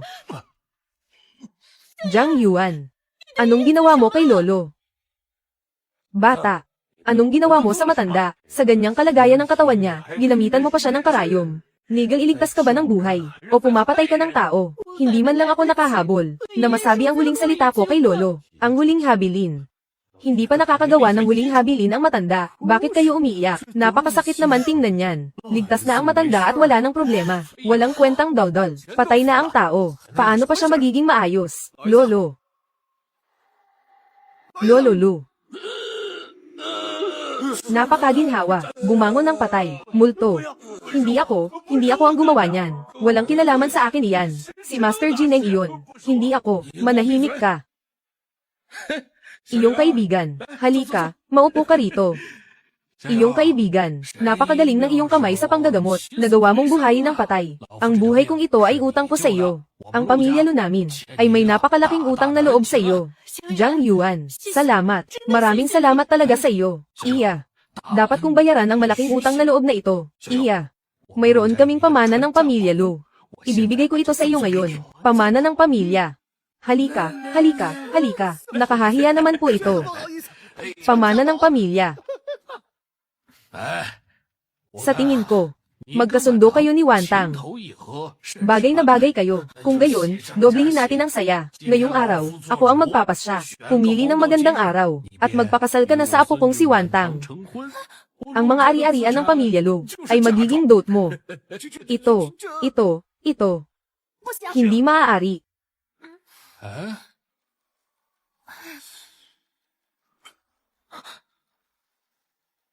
Sa tingin ko rin. Hindi maaari. Ang ibig kong sabihin ay, Kagigising lang ni Lolo Lu. Hindi siya dapat mapagod sa pag-aasikaso ng kasal. Iyan din ang ibig kong sabihin. Walang anuman. Mas maganda ang pakiramdam ko ngayon, kaysa noong bago ako magkasakit. Lolo, ang batang ito ay isang hamak na utusan lang. Paano siya magiging karapat-dapat kay Wantang? Paano siya magiging karapat-dapat sa pamilya Lu? Ano naman kung hamak siya? Mas mabuti pa rin siya kaysa sa mga walang utang na loob na traidor. Kahit paano, hindi ko kailanman sinaktan ng sarili kong kamag-anak. Ikaw, kalokohan. Kung gayon, ipaliwanag mo nga, ano ang ibig sabihin ng alakdan sa kwintas ng Jade ni Lolo? Paano nangyari yon? Hindi ko alam. Wala akong alam dyan. Kung gayon, noong bumangon si Lolo kanina, takot ka na parang nakakita ng multo, at nagtago roon sa sulok. Hayaan na. Yamang maayos na ang lagay ko ngayon. Huwag na nating pag-usapan ang mga nakaraan. Sinabi mo lang kanina, na hindi karapat-dapat si Zhang Yuan kay Wantang. Di ba? Opo. May tao ba riyan? Ibigay ninyo ang mga shares ng ilang kumpanya sa ilalim ng pangalan niya. Ang kalahati nito kay Zhang Yuan. Sa ganitong paraan, una, bilang pasasalamat kay Zhang Yuan sa pagliligtas sa buhay ko. Pangalawa naman, kapag may ari-arian na si Zhang Yuan, magiging karapat-dapat na siya kay Wantang. Parehong panalo. Ano? Kalahati ng mga shares. Bakit? Ang buhay ng matandang ito, sa tingin mo ba, ay hindi man lang nagkakahalaga ng ilang shares na iyon, ibibigay ko. Nakahahiya naman po ito. Masyadong manipis ang mukha ko. Tito, bilisan mo at iligtas mo kami. Hinaranggan kami ng mga masasamang tao, dito sa eskinita. Huwag kang matakot, pupunta na ako riyan ngayon din. Lolo, may emergency ang isa kong kamag-anak. Babalik na lang ako para bisitahin kayo sa susunod. Tungkol naman sa pamanang ito.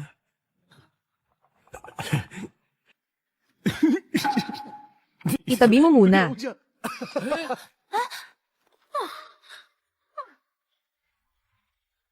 Ang ganda naman ng babaeng ito. At napaka-cute pa. Eksakto lang. Hindi pa nakakasubok si kuya ng ganito. Bitawan mo ako. Saklolo. Sige, sumigaw ka lang. Dito sa liblib na eskinita na ito. Kahit mapatid pa ang lalamunan mo sa pagsigaw, walang darating. Saklolo.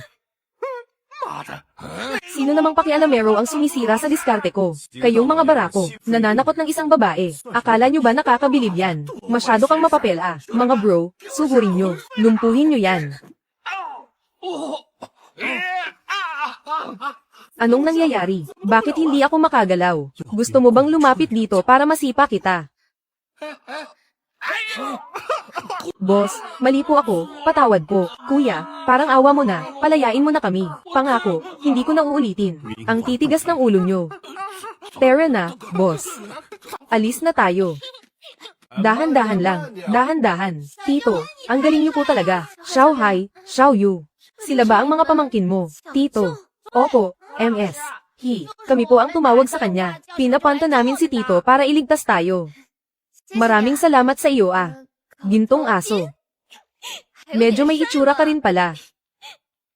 MS. Ito ang calling card ko. Sa susunod na magkaroon ka ng problema, kontakin mo lang ako kahit kailan. Salamat uli. Teka lang, ano nga palang pangalan mo? Zhang Yuan. Zhang gaya ng sa ilog. Yuan gaya ng sa batis. Boss Dragon, may nakatagpo po akong isang tao kamakailan. Napakainis na lalaki. Lagi niya akong kinakalaban sa lahat ng bagay. Dahil sa kanya, hindi nagiging maayos ang mga lakad ko. Dito sa teritoryo ng Jiangcheng, mayroon pa palang nangangahas na buwisitin. Ang isang Shen Ziyi. Sino ba yan? Tutulungan kita. Tuturuan natin siya ng leksyon. Ang pangalan niya ay, Boss. Boss, kailangan niyo po kaming ipaghiganti. Nasa lumang distrito po kami. Habang naniningil ng management fee, bigla na lang kaming binugbog ng isang lalaki. Totoo po yun, boss. Napakalupit manakit ng batang yun. Tingnan niyo po, namaga ang mga puwet namin sa pambubugbog niya. Hindi lang puwet namin ang sinipa niya. Parang sinampal na rin niya ang mukha niyo sa ginawa niya. Sino ang walang hiyang yan, na naglakas loob galawin ang mga tao ni Black Dragon? Parang Zhang Yuan yata ang pangalan niya. Nagbanta pa siya. Sabi niya po protektahan niya ang babaeng si Hiying. At yung babaeng yun, nakijoin pa. Sinipa rin kami ng ilang beses. Zhang Yuan, Boss Dragon. Ang taong gusto kong ipaturuan ng leksyon sa inyo, ay si Zhang Yuan din. Talagang sawa na sa buhay ang batang ito. Kinalaban na ang tropa ko. Pati mga tauhan ko binugbog pa. Nasaan siya? Dalhin mo ako sa kanya. Boss. Ako. Hindi ko rin po alam kung nasaan siya, pero nagpakalat siya ng balita. Napoprotektahan niya si Hiying. Ang babaeng si Hiying, gabi-gabi siyang pumupunta sa bahay ng lola niya para tumulong sa supermarket. Pwede nating puntahan si Hiying. Siguradong lilito ang batang iyon. Sige, ihanda ang mga armas. Mga bro, tara na. Jiang Yuan. Sinwerte ka lang noong nakaraan. Ngayong si Kuya Long na mismo ang kikilos. Tingnan natin kung gaano ka pakayabang. Sa pagkakataong ito, siguradong patay ka na.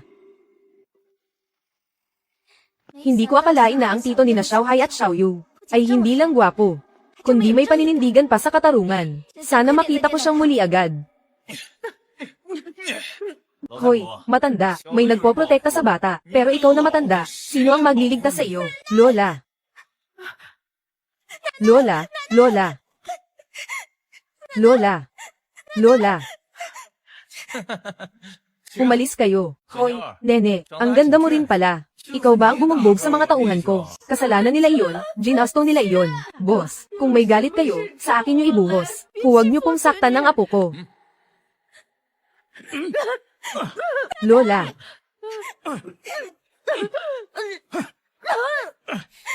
Nagmamakaawa po ako. Susunod po ako sa inyo. Gagawin ko ang lahat ng gusto nyo. Parang awa nyo na, pakawalan nyo ang lola ko. Boss, may bakanteng kwarto rito. Dito na natin siya tirahin. Hindi ba mas exciting iyon? May punto ka. Gusto ko iyan. Boss. Lola, Lola. Kuya Long, siya na iyon. Kaninang umaga, ang batang ito ang bumugbog sa amin. Bakit ang mga gangster ngayon? Para ng mga bata sa kindergarten. Kapag hindi nanalo sa away, tinatawag ang magulang. Tumigil ka sa daldal. Naglakas loob kang saktan ang mga kapatid ko. Ngayon, padadanakan ko ang dugo mo. Sugod.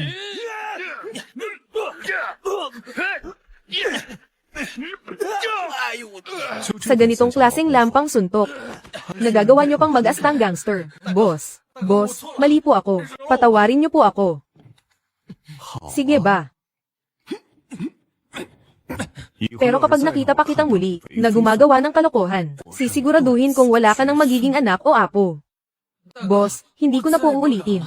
Liz, alis na tayo. Ay ho. Ang galing mong lumaban ah. Salamat sa tulong mo ngayong araw. Hindi ko alam kung paano babayaran ang utang na loob na ito. Lola, pasensya na po at nahuli ako. Pinahirapan po kayo. Sabi nga sa lumang kasabihan, dapat ay magpakasal na lang tayo bilang ganti. Magpakasal bilang ganti. Lola, sobrang bait niyo naman po. Parang hindi po yata tama ito para sa ating dalawa. Bata pa po ako. Lola, ano po bang pinagsasabi nyo? Ikaw na bata ka, ano bang iniisip mo? Ang ibig kong sabihin, iniligtas mo ang apo ko. Ang utang na loob na ito, dapat lang naibigay ng apo ko ang sarili niya sa iyo. Bilang ganti sa kabutihan mo. Yung dalawa kong pamangkin sa bahay, palaging si MS. Hiyang nag-aalaga sa kanila, ginagawa ko lang po ang nararapat. Ituring nyo na lang po na, maliit na tulong lang iyon. Yung dalawang makulit na bata ng pamilya Jiang. Gustong gusto ko sila. Noong nakaraang araw nga, sabi nila, gusto nilang maging tiyahin si Ying. Ikaw pala. Ang tito nila. Opo.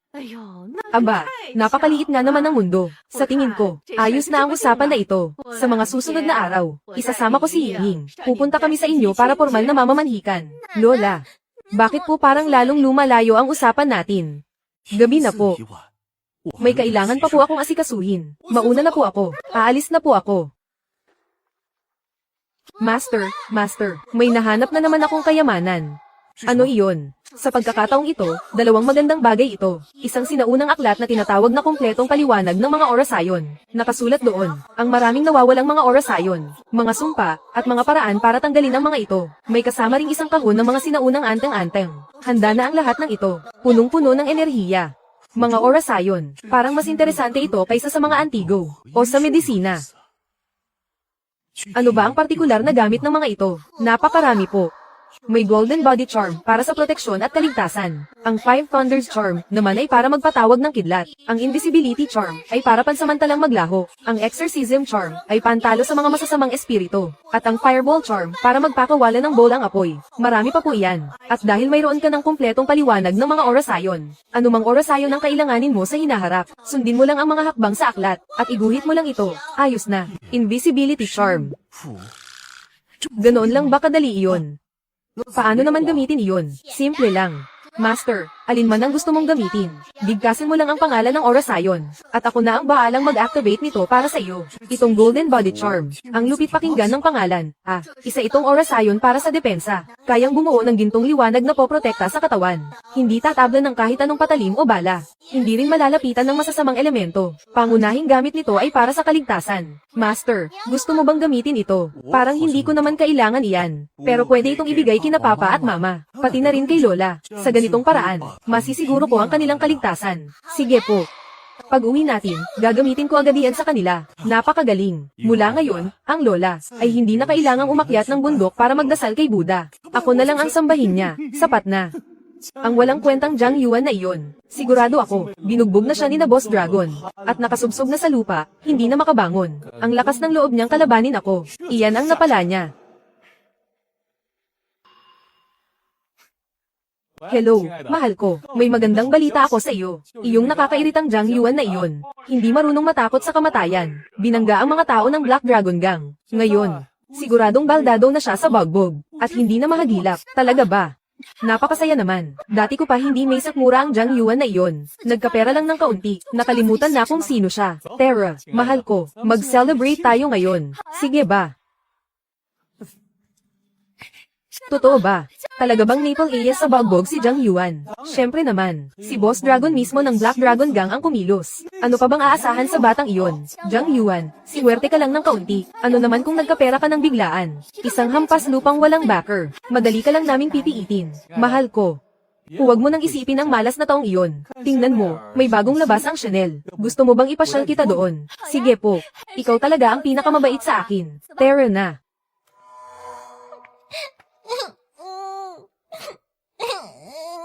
Xiao Yu, sinong nang api sa iyo? Bakit ang lungkot mo? Si Xiao Wen na kapitbahay. Ang ganda ng suot niyang bagong damit ngayon. Gusto ko rin ng bagong damit para sa bagong taon. Xiao Yu, huwag ka nang umiyak. Saan naman tayo kukuha ng pera para ibili ka ng magandang damit? Dapat lang na may bagong damit tuwing bagong taon. Ang mga magulang nyo, para kumita ng higit, hindi pa sila nakakauwi. Eksaktong may pera ako ngayon. Kailangang pasayahin ang mga bata. Sinong nagsabing wala tayong pera? Maraming pera ang tito nyo. Gusto nyo ng bagong damit, di ba? Bili lang ng bili. Kahit gaano pa karami ang gusto nyo. Magagalit si tito kapag kaunti lang ang binili nyo. Talaga po. Ang bilis naman magbago ng ihip ng hangin. Tito, gusto ko rin. Sige, bibili tayo ngayon din. Terra. Shen Ziyi. Tingnan mo yung lalaking may kasamang mga bata. Si Jiang Yuan ba iyon? Siya nga iyon. Bakit ang batang iyon? Parang wala namang nangyari sa kanya. Sabi mo di ba binugbog siya ng mga gang? At Maple Alias na. Bakit nandito pa rin siya? Oo nga, si Boss Dragon mismo ang kumilos. Alam ko na, siguradong takot mamatay ang batang ito. Nagbayad siya ng malaki sa Black Dragon Gang para iligtas ang sarili niyang buhay. Tama. Siguradong ganoon nga ang nangyari. May punto ka. Terra, tignan natin. Tignan natin kung hanggang kailan siya magiging mayabang. Tito, ang ganda ng ribbon ng shop na ito. At ang ganda rin ng disenyo ng camellia. Gusto ko ng mga damit dito. Napakabata mo pa. Pero alam mo na kung ano ang Chanel. Paano na lang sa hinaharap? Sige, dito na tayo bibili. Tito, sabi ng nanay ng kaklase ko, sobrang mahal daw sa shop na ito. Hindi natin kaya ang presyo rito. Lipat na lang tayo ng ibang shop. Sila ang hindi makabili niyan. Ano ba ang hindi kayang bilhin ng tito nyo? Pili lang kayo ng kahit ano. Kahit bilhin ko pa ang buong shop na ito. Walang problema. Ang lakas ng loob mong magsalita Jiang Yuan. Sa barya-baryang laman ng bulsa mo. Nangangarap ka pang bumili sa Chanel. Baka mabulunan ka sa mga sinasabi mo. Jiang Yuan. Mukhang pagkatapos mong makaligtas sa kamatayan, ako pa rin pala ang gusto mong makita. Sinundan mo pa talaga ako hanggang dito sa mall. Ang hinahanap ko ay Chanel. Ikaw ba si Chanel? Gising din pag may time, puro ka panaginip. Hindi ba pareho lang yun? Alam mo naman, napaborito ko ang Chanel. Kaya dito ka pumunta para maalala ako. Bakit hindi ka na lang magsulat ng nobela sa tindi ng imahinasyon mo? Nandito ako para ibili ang mga pamangkin ko ng mga bagong damit. Anong kinalaman mo roon? Heto na naman tayo, isang nagpapanggap na mayaman kahit wala namang pera. Sir, ano po ang kailangan nyo? Bibili po ba kayo ng damit? Para sa mga pamangkin ko, pumili ka ng ilang best-selling na disenyo. Sigurado ba kayong dito kayo bibili? Ang mga damit pambata rito, ay hindi nyo po kayang bayaran. Tito, ang isang piraso niyan ay nasa 8,000 na. Sobrang mahal po, hindi natin kaya yan. Lipat na lang tayo. Narinig mo ba yun? Ang tanda mo na. Mas marunong pa sa iyo ang bata. Umalis na kayo agad. Huwag nyo nang gambling ng negosyo ko rito. Huwag kang mag-alala. May pera si Tito. Dito tayo bibili. Kahit gaano pa karami ang gusto nyo. Hoy, intern. Halika rito sandali. Asikasuhin mo itong VIP na customer na ito. Sir, aling disenyo po ang gusto ninyong tignan? Sige, ganito na lang. Mag-load muna ako ng 500,000. Pagkatapos, samahan mo akong tignan ang mga damit pambata. 500,000.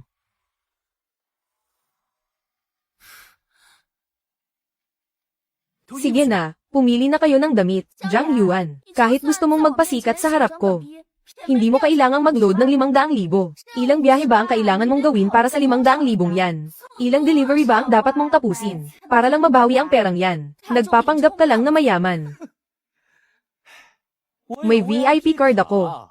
At pwede rin akong pumasok sa VIP lounge. Ayoko na. Baka mahawa pa ako sa ibang tao rito kung magtatagal pa ako. Nag-iba na ang amoy ng hangin dito. Ang tanga mo naman. Hindi mo ba nakikita? Nagyayabangan lang sila at nagpapataasan ng ihi. Sinasabi lang nila yan. Naniwala ka naman agad. Ibalik mo na agad ang card na to. Kahit hindi ako katulad ng 2 tanggang to, na mga anak mayaman na walang alam. Pero ang ibili ang iba ng damit. Kaya ko pa namang tustusan. Ikaw. Gusto kong makita. Mamaya kapag nagbayad ka na. Kung ganyan ka pa rin ba, Kerlax? Tapos na bang malagyan ng pera? Sandali lang po, pinoproseso ko na po ngayon. Ang lalaking yan, halatang utusan lang sa kung saan. Nagpapanggap pang milyonaryo. Gusto pang mag-load ng 500,000 ng isang bagsakan. Nakakatawa talaga. Ang corn na yan. Malamang 50,000 lang ang laman yan. Kung hindi, magpapalit ako ng apelyido.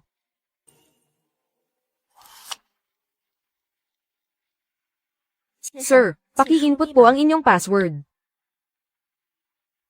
Matagumpay po ang pag-swipe ng card. Ang halaga ng binayaran ay 500,000 yuan. Ano? Nagtagumpay. Buisit. Mayaman ba talaga ang lalaking ito? 500,000.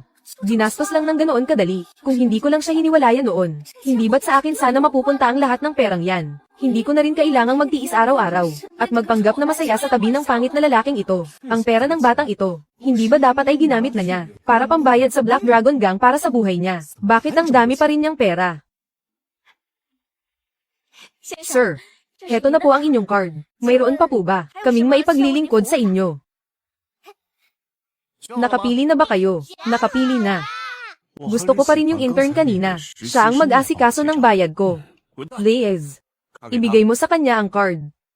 Sir, ang mga napili ninyong damit at accessories ay nagkakahalaga ng 788,000 sa kabuuan. Matapos ibawas ang 500,000 na niload ninyo kanina, kailangan nyo pa pong magbayad ng 288,000. Ay swipe mo lang ulit. Pwede bang i-deliver sa bahay? Syempre naman po, VIP customer po kayo namin. Iwan lang po ninyo ang inyong numero at address. At magpapadala kami ng tao para i-deliver ito ng libre. Ano? Long Huan. Nakaaway ko pala, ang isang bilyonaryong nakatira sa pinakamahal na bilya sa Long Huan. Lagot na. Sa dali niyang gumastos ng pera, siguradong marami pa siyang itinatago. Buisit, dapat sa akin ang lahat ng perang yan. Mahal ko, huwag ka nang magalit. Siguradong may nangyaring hindi natin alam. Hindi ba sabi mo ang pera ni Jiang Yuan ay napunta na lahat sa Black Dragon Gang para pambayad sa sarili niyang buhay? Kagagastos lang niya ng halos 800,000 nang hindi man lang kumukurap ang mga mata. Mukha ba siyang walang pera? May punto ka. Huwag kang magmadali. Magtatanong-tanong ako kay Boss Long mamaya. Sa gitna nito, siguradong may nangyayari. Bakit hindi ka pa pumunta doon? Black Dragon, balita ko noong nakaraang araw. Tinuruan ka raw ng leksyon ng isang bagitong bata. Binugbog ka hanggang sa hindi ka na makapalag. Tingin ko ayaw mo na atang magpakita rito.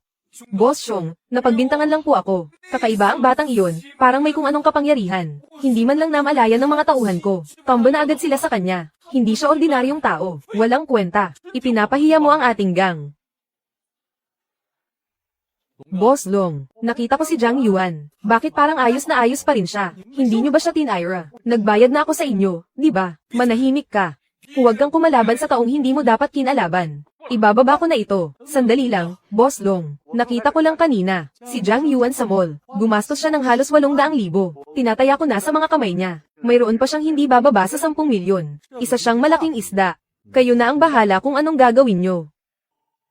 Hindi mo ba narinig? Black Dragon, isang matabang karne na 10 milyon ang halaga ang nasa harap mo na. Pero hindi mo man lang magawang kagatin. Tingin ko ayaw mo na talagang magtrabaho rito. Ayos lang. Huwag mo na itong pakialaman. Ako na mismo ang haharap sa Jiang Yuan na iyan. Lalamunin ko ang matabang karneng iyan. Ipapakita ko sa inyo kung paano ito gawin. Ang galing ni Boss Xiong, napakalakas ni Boss Xiong.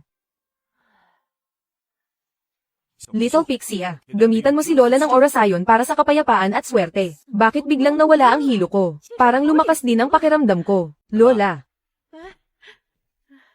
Bakit po kayo nakaupo rito sa labas? Kung hindi na komportable rito, lumipat na tayo doon sa pinakamagandang villa sa Longhuan. Siguradong mas masarap tumira doon. Hindi maaari, para sa kasal mo ang bahay na iyon. Kailan ka ba mag-aasawa? Saka lang tayo lilipat kapag kasal ka na. Kung hindi ka mag-aasawa, dito na lang tayo titira habang buhay. Speaking of kasal, kayo nung dalagang si Wei Wei, kailan ba ang tuloy niyan? Lola, may aaminin po ako sa inyo. Ano iyon? Hindi po kami ganoon ni Wei Wei. Masyado nyo po kasi akong minamadali. Kaya kinuha ko lang siya para lokohin kayo. Nakakainis ka talaga. Gusto mo ba akong mamatay sa inis? Sige na, tama na po. Lola, huwag na po kayong magkunwari. Mare, dinalaw kita. Tuloy kayo, upo kayo.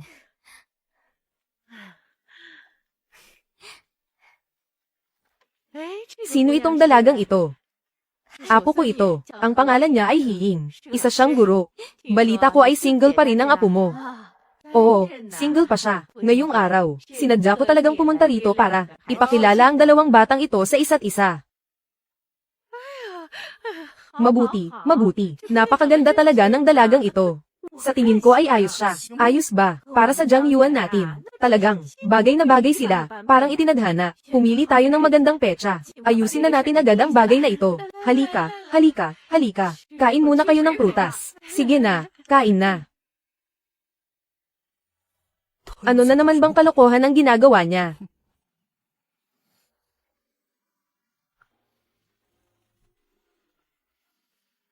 Sino ka ba? Baka maling kwarto ang napasukan mo. Ikaw ba si Jiang Yuan? Pasok kayong lahat. Ang sasama ng tingin nyo, isa-isa kayong mukhang guns. Ano to? Sindikato. Hindi ka namin kilala. Pero alam naming may pera ka. Ngayong nahulog ka sa mga kamay ko. Swerte mo pa rin. Magbayad ka na lang para sa buhay mo. May pera nga ako. Pero sa tingin nyo ba?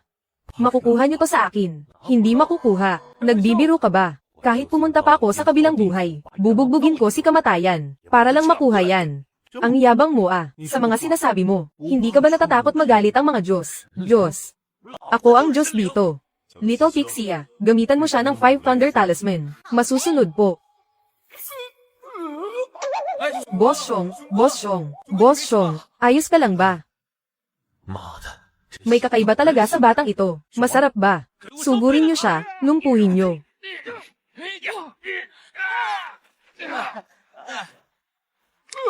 Boss Xiong. Ako, ang gagawa nito.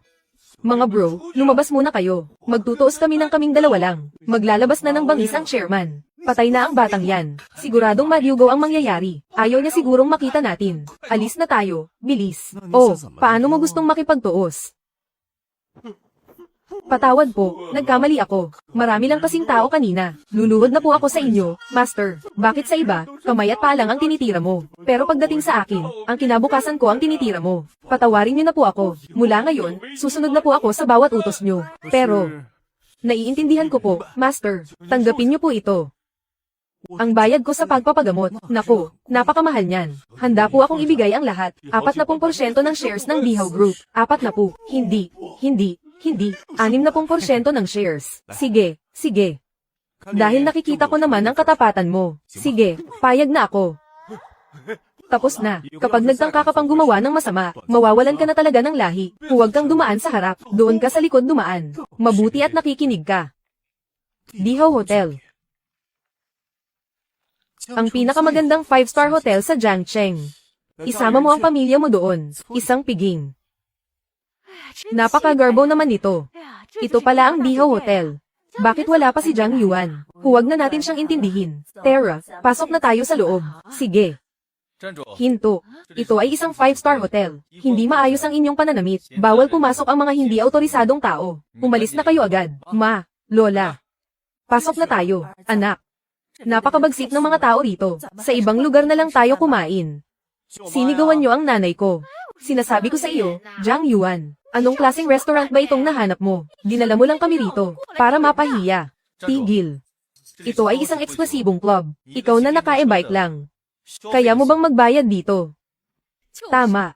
Ilayo mo na ang bulok mong motor. Nakaharang iyan dito. Sinisira mo ang imahe ng hotel namin. Hindi ba't ito ang aktor? Si Jiang Yuan na nagpapanggap na mayaman. Young Master Jiang. Bakit? Plano mo bang pumunta rito ngayon? Para manggoyo at manloko. Manager Zhang, nandito na po kayo. Paalisin ko na po ang mga panggulong ito. Liz, baka madumihan pa ang paningin nyo. Huwag na. Bisita pa rin naman sila. Jiang Yuan, gusto mo ba? Papasukin kita sa loob. Eksakto. May mga tira-tirang pagkain pa sa kusina. Pwede mo iyong linisin doon. Itira mo para matikman mo rin. Kayo. Bakit ganyan kayo magsalita? Sobrang mapang-api kayo. Ang gintong isda ay hindi lang para sa maliit na sapa. Kapag dumating ang bagyo, magiging dragon ito. Tingnan natin kung itong token ng Xiaoxiong ay uobra rito. Xiao. Ang token ng Xiaoxiong. Kagalang-galang na panauhin. Tuloy po kayo sa loob. Pasok po, mahal na bisita. Manager Zhang, hindi ba't sabi mo, ang mga mahihirap na gaya nila ay hindi makakapasok? Bakit sila nakapasok? Huwag mo na silang intindihin. Bigyan niyo ako ng private room. Sir, puno na po ang mga ordinaryong private room. Para sa mga kagalang-galang na bisitang iyon, magbukas ng isang VIP private room. Opo. Aayusin ko na po agad. Anong ibig mong sabihin? Hindi ba't sabi mo wala ng bakanting room? Ano ba ang meron sila? Sir, mayroon pang ang VIP private rooms, pero kailangan ng espesyal na autoridad para makuha iyon. Kayo po, hindi pasok sa kwalifikasyon. Ako, hindi kwalipikado. Siya na nakabulok na e-bike lang. Ang hampas lupang manluloko na iyon ang kwalipikado. Bakit siya pinayagang pumasok sa VIP room? Sir, ang taong iyon ay ang amin, Supreme VIP, Manager Zhang. Bakit ang isang hampas lupang tulad niya ay may sariling VIP room, habang kami ay kailangan pang maghintay sa lobby? May silbi ka ba talaga? Ano naman kung may kaunti siyang pera? Ngayong araw, sisiguraduhin kung hindi siya makakakain dito. Pinsan. Tama. Nandito ako sa Diho Hotel. May nakalusot na manluloko rito. Nagpapanggap na VIP. Pumasok siya sa VIP room. Napakayabang niya. Pumunta ka na rito bilis. Ano, may nangyayaring ganyan. Darating na ako agad. Pinsan, sa wakas dumating ka rin. Sumama ka sa akin sa room 606. At ang manlulokong si Jiang Yuan na iyon, talad ka rin palabas. Nasaan si Jiang Yuan? Sino ang nagpapasok sa kanya? Nasa VIP room 606 po. Opo, ang waiter ang nagpapasok sa kanya. Tara. Sino rito si Jiang Yuan? Pinsan, siya iyon. Iyong lalaking nakaupo sa gitna. Siya si Jiang Yuan. Diho Hotel ito. Hindi ito lugar para sa mga basurang tulad mo. Hindi ka dapat narito. Sino ang nagpapasok sa kanya rito? Gusto niyo na bang masisante? Mayroon po siyang token ng Xiaoxiong. Ano? Pero, tingin ko ay isa lang siyang bihasang manloloko. Siguradong peke lang ang dala niyang iyan. Ngayon din. Lumayas kayo rito. Manager ka lang naman. Anong karapatan mong palayasin kami? Dahil ang pinsan ko ang may kapangyarihan dito. Dito sa lugar na ito. Siya ang batas. Tama. Dito sa Diho Hotel, ako ang masusunod. Kapag hindi pa kayo umalis, hindi na ako magtitimpi sa inyo. Ang shares ng hotel ay nagkaroon ng malaking pagbabago kamakailan. Ang bagong shareholder at chairman ay maaaring bumisita sa mga araw na ito. Siguraduhin mong maasikaso siya ng maayos. Ang pangalan niya ay Jiang Yuan. Ay check mo sa system ng hotel. Kung mayroon dong isang Mr. Jiang Yuan na naka-check-in o may reservation. Meron po, si Mr. Jiang Yuan at ang kanyang pamilya ay kasalukuyang kumakain sa room 606, sa VIP room. Napakabuti. Ako mismo ang magsisilbi sa kanya. Kailangang magkaroon ng bagong boss, ng pinakamagandang impresyon sa atin. Excuse me po, sino po rito si Mr. Jiang Yuan? Magandang araw po.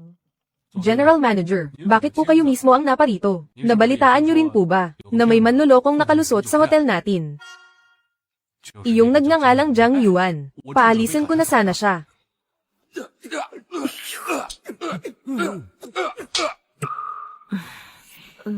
General Manager, kayo. Maling tao po yata ang nasampal nyo. Siya po ang manluloko rito. Walang hiya ka. Idilat mo yung mga mata mo at tumingin ka ng maigi. Ang ginoong ito, si Mr. Jiang, ay ang ating Dihaw Group. Bagong chairman. Naglakas loob kang bastyusin ang chairman. Chairman. Basura, lumayas ka rito. Chairman, kanina ko pa po kayo hinihintay. Si Chairman Jiang ang may-ari ng 60% ng shares ng ating Dihaw Group. Siya ang ating pinakamalaking stockholder, at nagawa mo pa siyang saktan. Gusto mo na bang mamatay? Pahamak ka talaga sa buhay ko. Ito, at saka yung isa pa. Masakit din sa mata. Pahamak ka talaga sa buhay ko. Ito, at saka yung isa pa. Masakit din sa mata, Mr. Jiang. Mr. Jiang, pagkakamali lang po ito. Isang malaking pagkakamali lang. Ang totoo niyan, nagbibiro lang po ako sa inyo kanina. Sa ganda po ng tindig nyo. Tingnan nyo po, itong dalawang nakakairitang nilalang na ito. Palayasin nyo sila, ay blacklist sila. Huwag na silang hahayaang makatapak sa dihaw kailanman.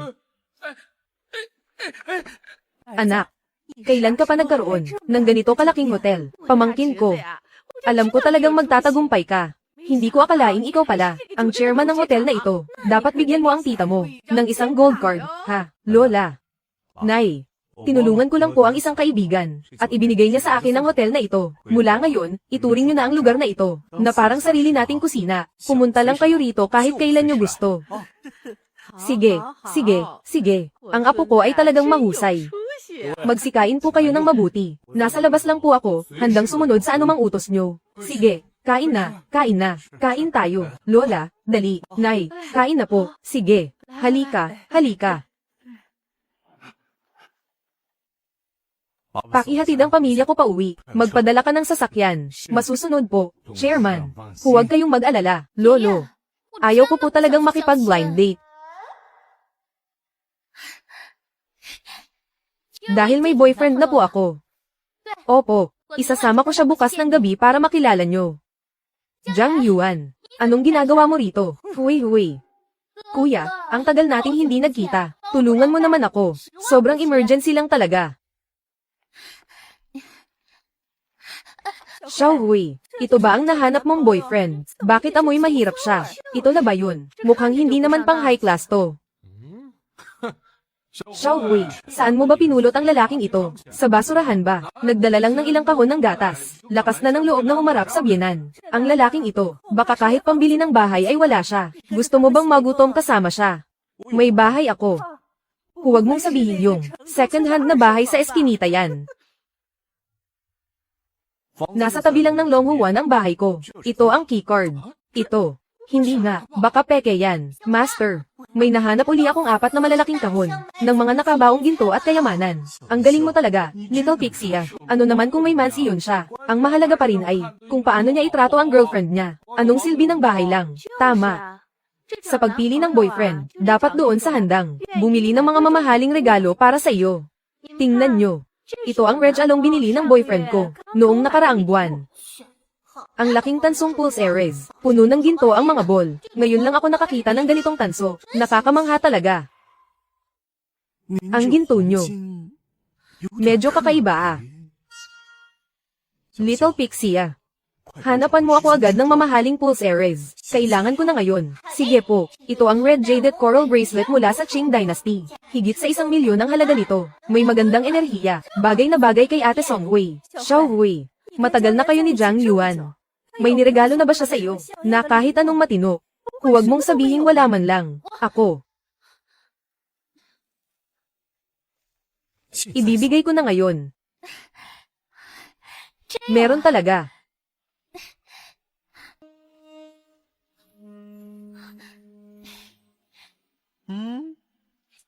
Tingnan nyo. Ano? Inggit kayo no? Anong tinitingnan nyo? Ang pera ay material lang, pati ang mga gamit. Para maging manugang ng pamilyang Song, ang pinakamahalaga ay dapat may tunay kang kakayahan. Tama po si Lolo, ang pamilyang Song ay eksperto sa mga hiyas. Dahil kumpleto tayo ngayon, gaya ng nakagawian, magsisimula tayo sa pagkilatis ng bato. Tingnan natin ang talas ng inyong mata at galing. Huwag kayong mag-alala, Lolo, bata pa lang ako, pamilyar na ako sa mga hiyas. Ngayong araw, ipakikita ko sa ilang tao rito, ang malaking agwat ng antas natin.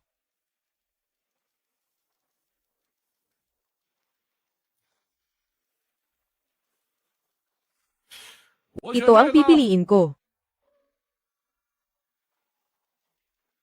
Ito naman ang sa akin. Lumabas na ang kulay berde. Lahat ay dekalidad na hiyas. Magaling, magaling. Ito. Maituturing na ring jaded. Hoy, bata, masyado kang mayabang ah. Kung talagang magaling ka, pumili ka ng sarili mong bato. Tama. Puro ka lang naman salita. Ano bang mapapatunayan mo? Ang mga batong ito ay mukhang ordinaryo lang. Pero yung pinakamaliit doon sa sulok, peke ang balat niyan para malinlang. Pero sa loob niyan ay isang pigeon blood jade. Iyan ang pipiliin ko. Halika rito.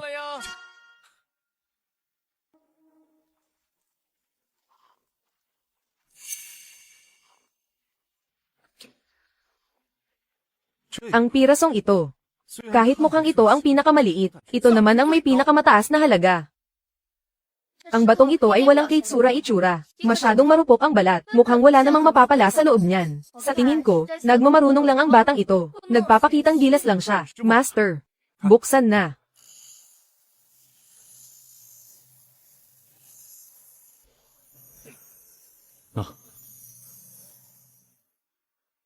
Tingnan natin. Kung ito na nga ba ang pinakamahalaga. Isang napakagandang red jade. Diyos ko po. Ito, isa nga itong pambihirang red jade. Paano nangyari iyon? Mula sa basurang batong iyon. Bakit hindi? Posible yan. Ang kakayahan ni Zhang Yuan ay higit pa sa inyong imahinasyon. Iya, I hope. Magbabayad ako ng 10 milyon. Maaari mo bang ibenta sa akin ang red jade na ito? Ituturing ko itong isang malaking pabor sa iyo. Sige po, sa inyo na. Ang batong binili sa halagang 100,000. Naibenta agad ng 10 milyon. Ang talas ng paningin niya.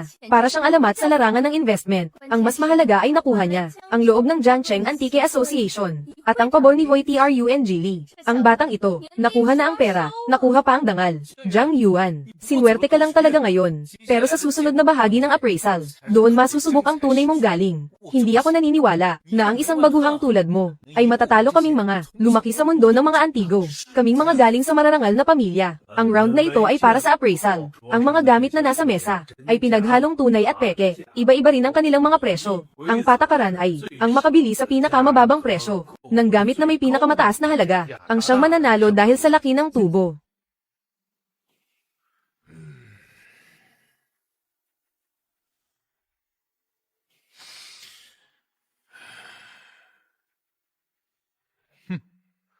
Ito ang pipiliin ko. Ito naman ang sa akin.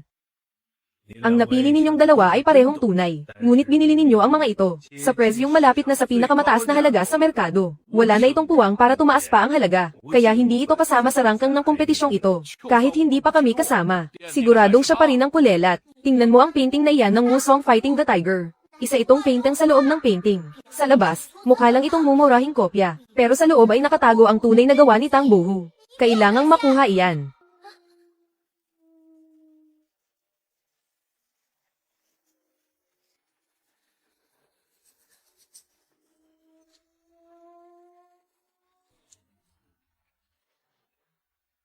Ang painting na ito. Magkano ba ito? Masyado namang halatang peke ang painting na ito. Mukhang ang batang si Zhang Yuan ay sinwerte lang talaga sa pagsusugal sa bato. Pero pagdating sa mga antigo, pero wala siyang alam kahit kaunti. Ngayon, mapapahiya na siya. Zhang Yuan, sa tingin ko, dahil nakakuha ka ng ruby, naging tanga ka na sa sobrang tuwa. Halatang halata namang peke ang painting na ito. Kahit bata, kayang makita yan. Imposibleng tumaas ang halaga niyan. Tama. Isang tingin lang, alam ng peke, isa itong pambihirang kayamanan. Baliw na siya. Baliw na talaga ang lalaking ito. Zhang Yuan. Ang pagkilala sa Antigo ay hindi parang pagsusugal sa bato. Ikaw, huwag kang magsalita ng kung ano-ano. Hindi ako nagsasalita ng kung ano-ano. Ang painting na ito ay tunay. Bakit hindi ko na lang ibigay sa iyo ng mas mura? 5 milyon? Ano sa tingin mo? 5 milyon? Adeng. Saan mo ba nahanap ang manlulokong ito? Para itong pagpapasok ng lobo sa loob ng bahay. 5 milyon para sa isang basura. Halatang niloloko ka lang niya para sa pera. 5 milyon. Bibilhin ko. Bibilhin mo talaga. Hindi ko lang matanggap ang mga sinasabi nila tungkol sa iyo. Ang 5 milyong ito ay allowance ko lang para sa isang buwan. Gamitin mo ito ng matipid. Song Hui. Bulag ka na talaga sa pag-ibig. Wala ka ng pag-asa. Gamitin ang allowance ng isang buwan para palitan ang allowance ng 10 taon. Ang transaksyong ito ay sulit na sulit. Jiang Yuan, bakit ka na naman nagsasalita ng kung ano-ano? Ito ay gawa pala ni Tang Bohu, ang Spring Tree and Autumn Dew. Paano itong nangyari?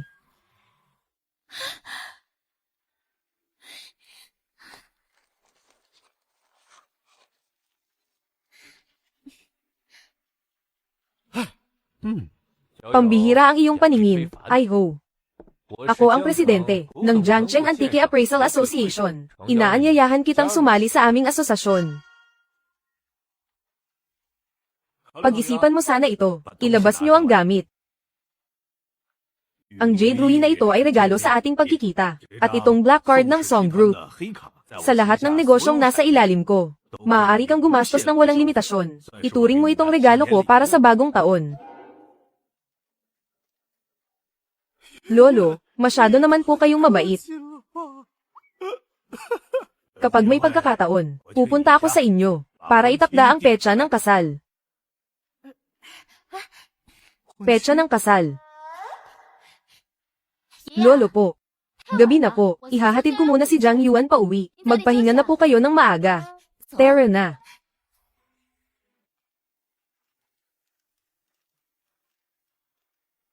Tay, bakit ngayon lang kayo nakauwi? Ilan po ang nahuli nyo? Ikaw talagang bata ka. Binabanggit mo pa ang ayaw kong marinig. Tay, may paraan ako.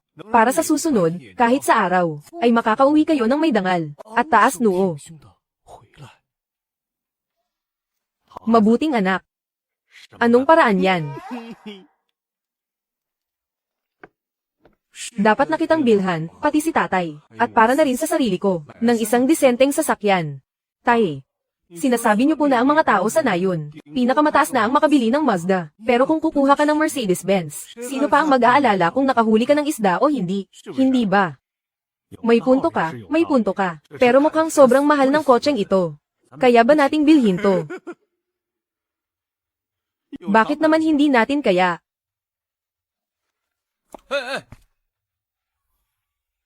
Ano ang hindi natin kayang bilhin? Kung hindi nyo kayang bumili, huwag nyo basta-basta hawakan. Alam nyo ba kung nasaan kayo? Ito ay isang luxury car showroom, sa ilalim ng Song Group. Kapag nasira nyo yan, kaya nyo bang bayaran? Kotse lang naman ito, di ba? Ano bang pinagsasabi mo? Ang lakas ng loob mong magsalita ng ganyan. Tingnan mong mabuti. Ito ay isang Mercedes-Benz. Kaya mo ba talagang bilhin to? Kayang-kaya ko. Bibilhin ko to. Wala akong panahon makipag-usap sa iyo. Ito ang intern namin. Ikaw na ang bahala rito. Magandang araw po, sir. Anong model po ng kotse ang gusto ninyong tingnan? Magandang araw din. Gusto ko lang itanong. Ito. Ang model na ito ay isang Mercedes Limited Collector's Edition. Ang presyo ay 5 milyong yuan. 5 milyon lang pala. 5 milyon lang. Tingin ko kahit 50,000. Wala kang may lalabas. Huwag kang magpanggap na mayaman.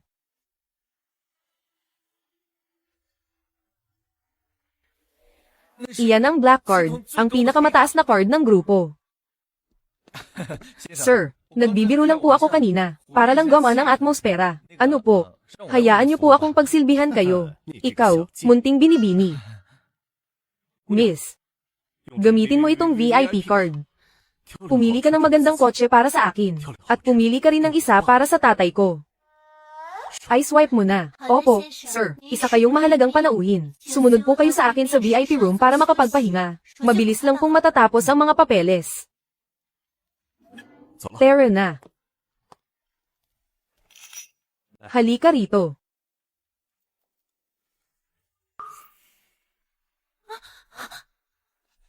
Munting binibini. Bakit ka nagpapanggap na napakalinis mo?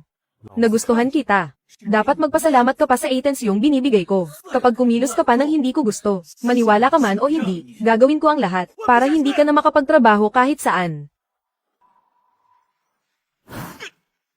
Sino yan? Sinong walang takot sa kamatayan ang nang ahas humawak sa akin? Saan galing ang taong ito na hindi takot mamatay? Nang ahas kang nakawin ng aking mga karayom na pilak. Hindi mo ba alam na napakamahal ng mga karayom ko? Ngayon, puro dugo na ang mga ito. Kaya mo bang bayaran ang pinsala? Pumunta ka muna sa VIP room para magpahinga. Ayon sa patakaran ng kumpanya, hindi ako pwedeng pumasok sa VIP room. Sige na, Ako ang bahala kung may mangyari man. Sino ka ba? Saan galing ang munting binibining ito? Na nang ahas sa Iris sa plano ko. Saan galing ang munting binibining ito? Sa gitna ng tirik na araw, nang babastos ka ng babae. Karangalan niya na hawakan ko siya. Napakaganda niya. Hindi ba't nandito siya para akitin ako? Kung ganoon, sasaktan kita. Karangalan mo ito. Masyadong makati ang kamay mo. Gusto mo lang talagang masaktan, no? Ikaw. Gusto mo na bang mamatay? Sugurin niyo siya. Lumpuhin niyo siya.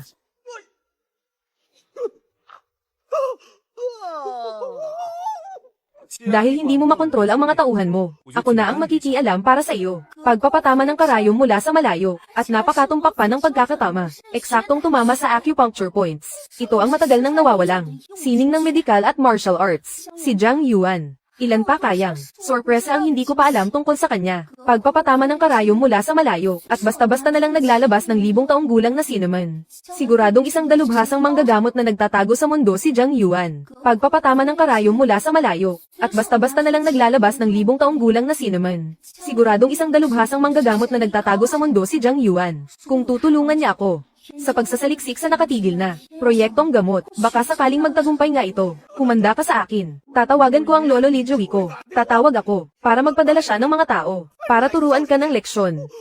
Si Li Joey, lolo mo siya. Ngayon, natatakot ka na, no? Huli na ang lahat.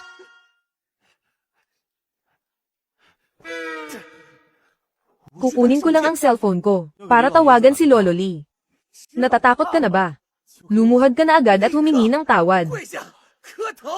Magsisi ka. Baka sakaling payagan pa kitang makaalis ng Jiangcheng ng buhay. Nako, nakakatakot naman. Tutulungan na kitang tumawag. Tutulungan mo akong tumawag. Siguro hindi mo alam na ang lolo ko ay hindi basta-basta nagbibigay ng numero ng telepono sa kahit sino, lalo na ang kanyang personal na calling card. Ito ba ang tinutukoy mo? Ito ang sa lolo ko, ang pinakamataas na antas ng personal na calling card. Paano ka nagkaroon niyan? Imposible ito. Siyempre, ang lolo mo mismo, ang personal na nagbigay nito sa akin. Kalokohan. Paano namang ang lolo ko ay magbibigay ng ganitong espesyal na card sa iyo? Siguradong ninakaw mo lang yan. Ayos ka lang ba? Siguradong ninakaw mo lang yan. Hoy Trung Lee.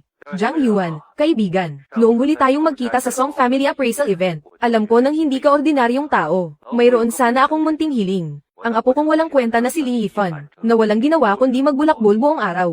Nakikiusap ako na tanggapin mo siya bilang estudyante, para maturuan at madisiplina siya. Huwag kang mag-alala, hindi mawawala ang nararapat na regalo para sa guro. Si Li Yifan ba? Parang nasa tabi ko lang siya ngayon. Anong pagkakataon nga naman? Lolo po, ako po ito, nandito po ako. Yifan. Dahil nakaharap mo na, si Ginoong Zhang Yuan, mabuti naman kung ganoon. Ito ang taong binanggit ko sa iyo, ang dalubhasang nagtatago sa mundo. Ipakita mo ang iyong paggalang po, matuto ka ng may kababang loob.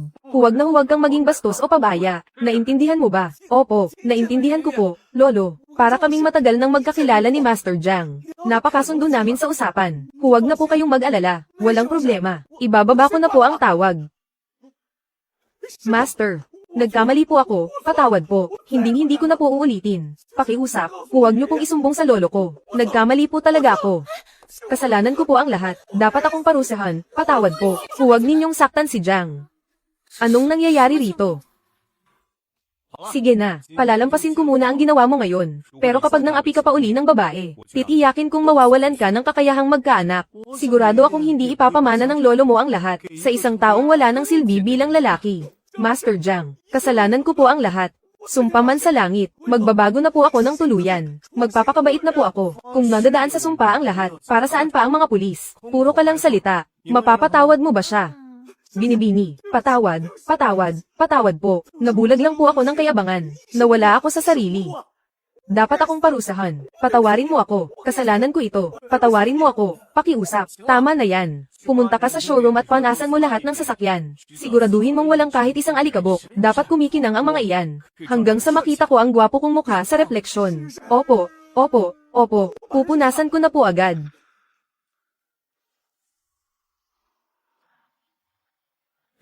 Xiaoya, ayos ka lang ba? Hindi ka ba masyadong natakot? Kasalanan ito ng young Master Li na iyon. Kasalanan ko rin. Hindi ko siya napigilan agad.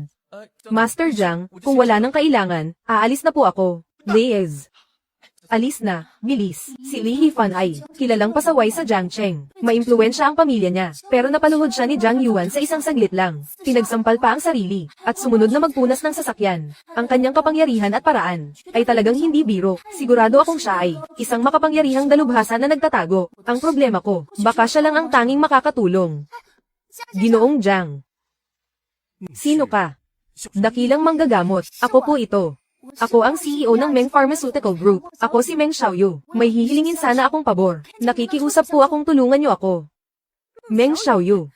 Iyon ang sikat na magandang manggagamot at negosyante. Bakit ang CEO ay biglang humihingi ng payo sa batang ito? Posible kayang siya ay isang henyo na nagtatago lang sa simpleng anyo. Dakilang manggagamot, pakiusap po, tulungan niyo ako. Nagkakamali po kayo ng taong kinakausap. Hindi po ako isang dakilang manggagamot. Hindi. Nakita ng sarili kong mga mata ang paggamit nyo ng matagal nang nawalang teknik na flying needle. Pambihira ang inyong galing sa medisina. Nakikiusap po ako, turuan nyo ako ng inyong sining. Ang teknik na yun sa karayom ay natutunan ko lang sa panaginip. Hindi ko alam kung paano ituturo yan. Huwag po kayong umalis. Sandali lang. Madam Meng, ayos na po ang sasakyan nyo. Mabuti. Dakilang manggagamot. Nako, hindi.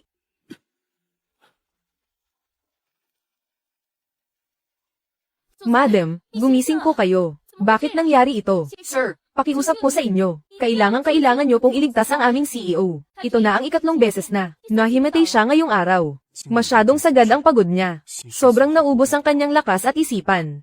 Kulang na kulang ang daloy ng kanyang enerhiya. Kung pipilitin ang acupuncture ngayon, baka lalo lang mapinsala ang katawan niya. Anong gagawin natin? Hindi pwedeng may mangyaring masama sa CEO. Bakit ba siya nagpakapagod ng ganito? Gumagawa po ang aming CEO ng isang bagong uri ng gamot laban sa kanser. Nasa kritikal na yugto na po ang pananaliksik. Kapag nagtagumpay ito, masosolusyonan ang lahat ng problema sa pondo ng aming kumpanya. Pero kapag nabigo, mapipilitan siyang magpakasal, ayon sa kasunduan, kay Shen Ziyi ng Shen Group. Para lang hindi may kasal kay Shen Ziyi, itinataya niya ang kanyang buhay. Ano ito? Iyan po ang ginagawa ng aming CEO. Para sa pagbuo ng bagong gamot na iyon, paulit-ulit niyang pinag-aaralan. Ang pangunahing formula ng gamot, halos hindi na siya kumakain o natutulog. Pati sa kamay niya ay isinusulat ang formula. Kahit kumakain o natutulog, iniisip pa rin niya kung paano ito gagawin. Matagumpay sa mga eksperimento.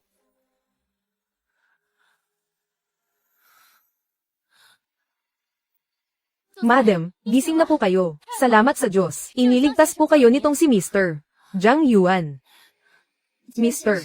Jiang Yuan, maraming salamat po. Pasensya na po sa inasal ko kanina.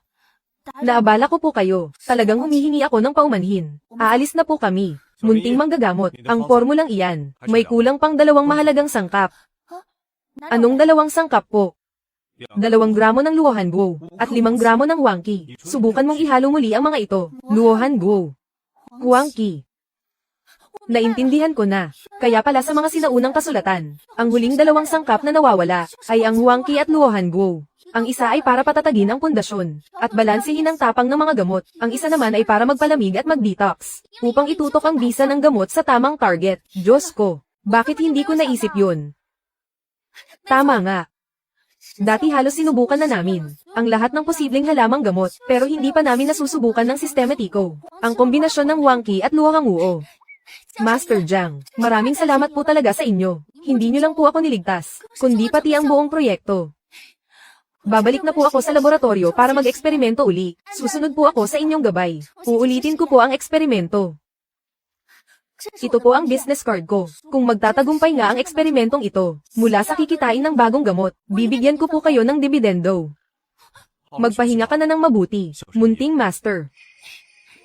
Tara na.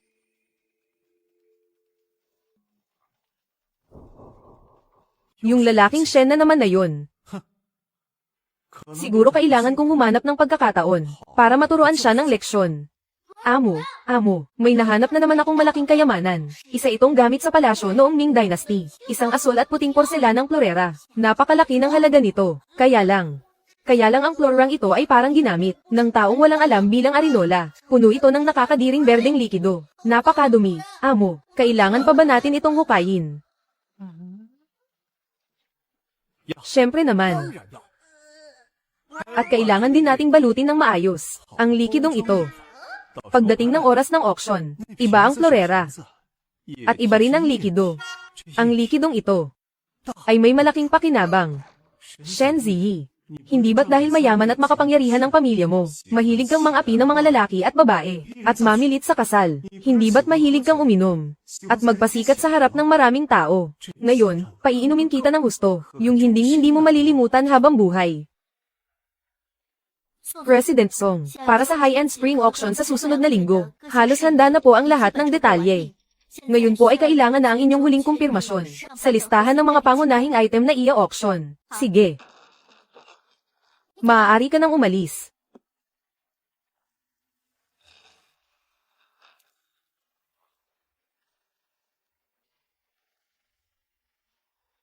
Hoy, Zhang Yuan. Magsisimula na ang auction maya-maya, ihanda mo na ang mga item. Pupunta ako riyan mamaya para kunin. Kanina pa handa, masyadong marami ang mga gamit, bahagi pa lang ang naihahanda ko. Pero, mas mabuting magdala ka ng mas malaking sasakyan. Natatakot akong hindi magkasya lahat. Malaking sasakyan. Hindi ba't ilang anti-gang gamit at painting lang yan? Gaano ba kalaki yan? Huwag kang mag-alala, sapat na ang laki ng compartment ko.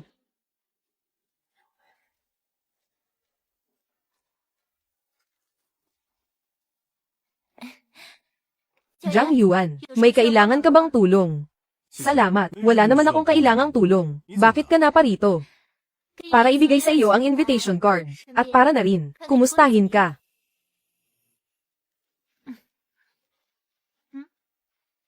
Sinasabi ko sa iyo Zhang Yuan, masyado ka namang owa. 3 gamit lang naman lahat, pero inilagay mo sa 3 malalaking kahon. Gaano ba karaming bubble wrap ang nasa loob nito? 3. Ang ibig mo bang sabihin, ay ang Jade Seal? Jade Seal. Mayroon ka pang Jade Seal, at hindi lang isa.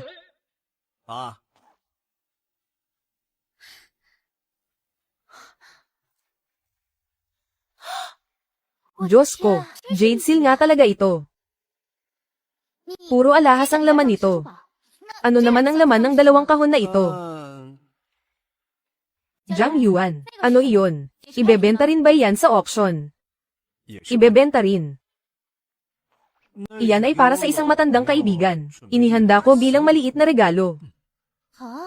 Maliit na regalo. Hello. Zhang Yuan, napakagaling mo. Matapos naming i-adjust ayon sa iyong formula, naging matagumpay agad ang eksperimento sa unang subok. Ang bisa ng gamot at ang datos ng kaligtasan nito ay higit pa sa inaasahan. Naresolba na ang krisis sa pondo ng kumpanya. Maraming salamat talaga sa iyo. Napakabuti niyan. Congratulations sa iyo. May high-end auction sa susunod na linggo. Gusto kitang pasalamatan ng personal. Kailangan mo ba ng invitation card? Hindi na kailangan. Binigyan na ako ng organizer. Kung ganoon, kailangan mo ba ng girlfriend? Hoy, ako si Song Hui. Ako ang fiancé ni Zhang Yuan. Kung may kailangan ka, sa akin mo sabihin. Ako si Lu Wantang. Ako ang tunay at legal na fiancé niya. Hello, Miss Meng. Huwag kang makinig sa mga pinagsasabi nila. Ang bagay na ito, hindi iyan ang iniisip mo. Ako, wala akong girlfriend. Pero mayroon akong 2 fiancé. Zhang Yuan, tingnan mo. Pwede rin ba akong maging fiancé mo? Hello, Zhang Yuan. Hello, hello. Hello, mahina ang signal. Ibababa ko na ito, ha? Zhang Yuan. Sigurado na ako. Zhang Yuan, ang dami at halaga ng mga alahas mo ay sapat na para magbukas ng sariling museum. Ganoon ba? Iminumungkahi ko, nasa pagkakataong ito, pumili tayo ng ilang pinaka-premium na mga item para sa auction. Ang mga matitira ay maaari nating gawan ng isang personal na special exhibition. Sa ganitong paraan, tataas ang iyong impluensya, at tataas din ang halaga nito sa katagalan. Ano sa tingin mo? Sige. Walang problema. Sa pagkakataong ito, pumili ako ng ilang karaniwang mga kayamanan, at pati na rin ang iyong Eastern Jin Golden Buddha, bilang tampok na item para sa auction, ngayong gabi. Sige.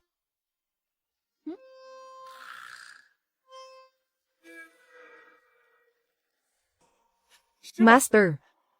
Nandito rin po pala kayo. Nabalitaan ko na ang mga koleksyon ngayong gabi, ay pawang mga pambihirang kayamanan. Gusto niyo po bang bilhin ko ang lahat ng iyon para sa inyo? Huwag na. Maging tahimik ka na lang ngayong gabi. Huwag kang gagawa ng gulo. Naiintindihan ko. 哟， Hindi ba si Zhang Yuan ito? Bumagsak ang presyo ng mga bahay kamakailan. Balita ko, bumili ka ng mansyon sa halagang 100 milyon. Ngayon, wala na yata sa kalahati ang halaga niyan, di ba? Ano? Masakit ba sa bulsa? Zhang Yuan, gumastos ka ng 100 milyon para sa mansyong iyon. Ano naman kung may pera ka? Hindi mo rin naman mapapanatili ang halaga niyan. Mabuti pang bumili ka na lang ng mga anti-gang gamit na hindi nawawalan ng halaga. Zhang Yuan, ang barya-baryang pera mo, sa paningin naming mga Shen, ay wala talagang kwenta. Totoo yan. Nabalitaan kong mahilig sa mamahaling alak si Young Master Shen. Iba talaga ang panlasa mo. Narinig kong may isang banga ng 100 taong alak na nahukay at ilalabas ngayong gabi sa yaman ni Young Master Shen. Siguradong kayang-kaya mong bilhin yun. Siyempre naman.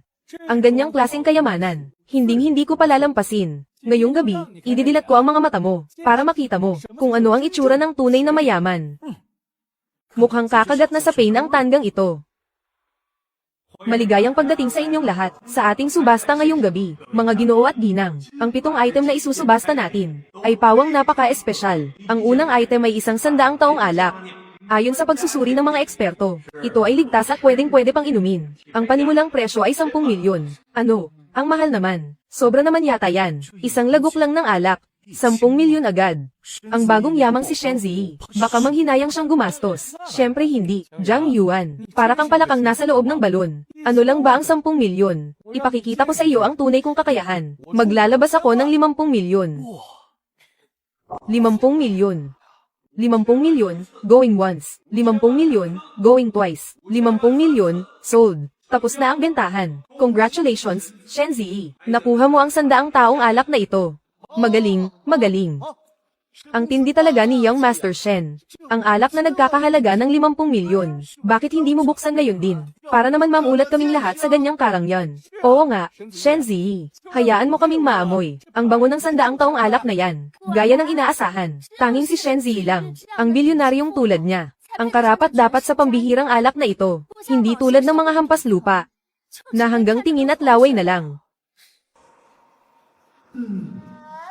Isang matapang na amoy ng alak.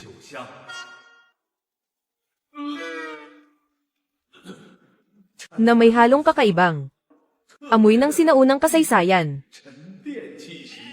Sakto talaga sa kasabihang buhay na marangya at makulay.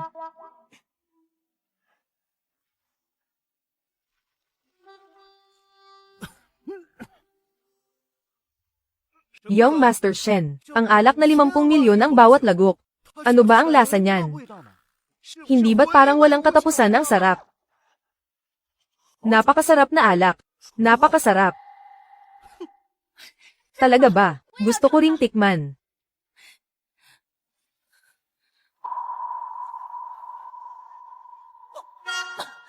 Ito, bakit lasang ihi ito? Pinagtatawanan niyo ako. Sisiguraduhin kong wala kayong mabibili kahit isa. Gusto ko rin ito. Binili ko na ang lahat. Pati ito. At saka ito. Kukunin ko ang lahat. Congratulations, Boss Shen. Gumastos ka ng 3 bilyon at 200 milyon. Para makuha ang 7 bihirang gamit na ito. Iyan ang tunay na yaman. Nakita niyo ba? Ito ang tunay na kapangyarihan ng pera. Zhang Yuan. Kahit kailan ay hindi ka makakapantay. Kahit sa kalingkingan ni Shen Zi. Pagdating sa pag-inom ng ihi, aminado akong talo talaga ako sa iyo. Ikaw, Shen Zi, huwag mo na siyang pansinin. Ang mga taong tulad niya, puro salita lang naman ang alam. Master. Napansin kong tinititigan niyo kanina, ang gintong Buddha mula sa dinastiyang Jin. Kaya binili ko na ito. Bilang regalo ko sa inyong kasal. Anong kasal? Huwag kang magsalita ng kung ano-ano. Sa itsura ni Zhang Yuan na iyan. Sinong babae naman kaya ang papayag na magpakasal sa kanya? Tama. Ginoong Zhang Yuan, ito po ang inyong kinita mula sa subasta ngayong gabi. Ipinag-utos po ni Boss Song na libre na ang lahat ng komisyon para sa inyo. Pagkatapos ibawas ang mga gastusin, ang kabuuan ay 3 bilyon at 580 milyong yuan. Nailagay na po ang lahat sa card na ito. Pakisuri na lang po. 3 bilyon at 580 milyong yuan. Kung ganoon. Ang mga anti-gang binili ko ay, tama ka.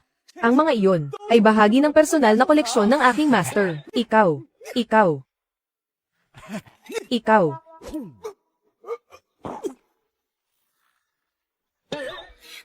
Zhang Yuan, sa totoo lang, ikaw pa rin ang tinitibok ng puso ko. Umalis ka rito. Hindi ako tumatanggap ng basura. Sabi ni Wantang at Xiaoyu ay darating sila. Bakit wala pa rin sila? Hello, Lola. May malaking problema. Bumalik ka na rito agad, ngayon din. Bilis. Bihira lang magmadali ng ganyan si Lola.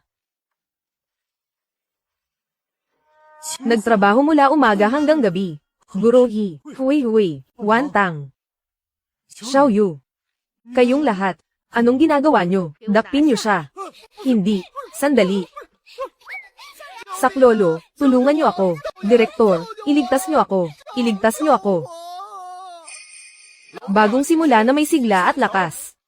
Magkaisa tayo para sa kinabukasan. Binabati ko ang lahat ng mga kaibigan ng Manigong Bagong Taon. Mapuno sana kayo ng swerte. At maging matagumpay ang inyong karera. Naway maging maayos at walang alalahanin ang lahat. Manigong Bagong Taon.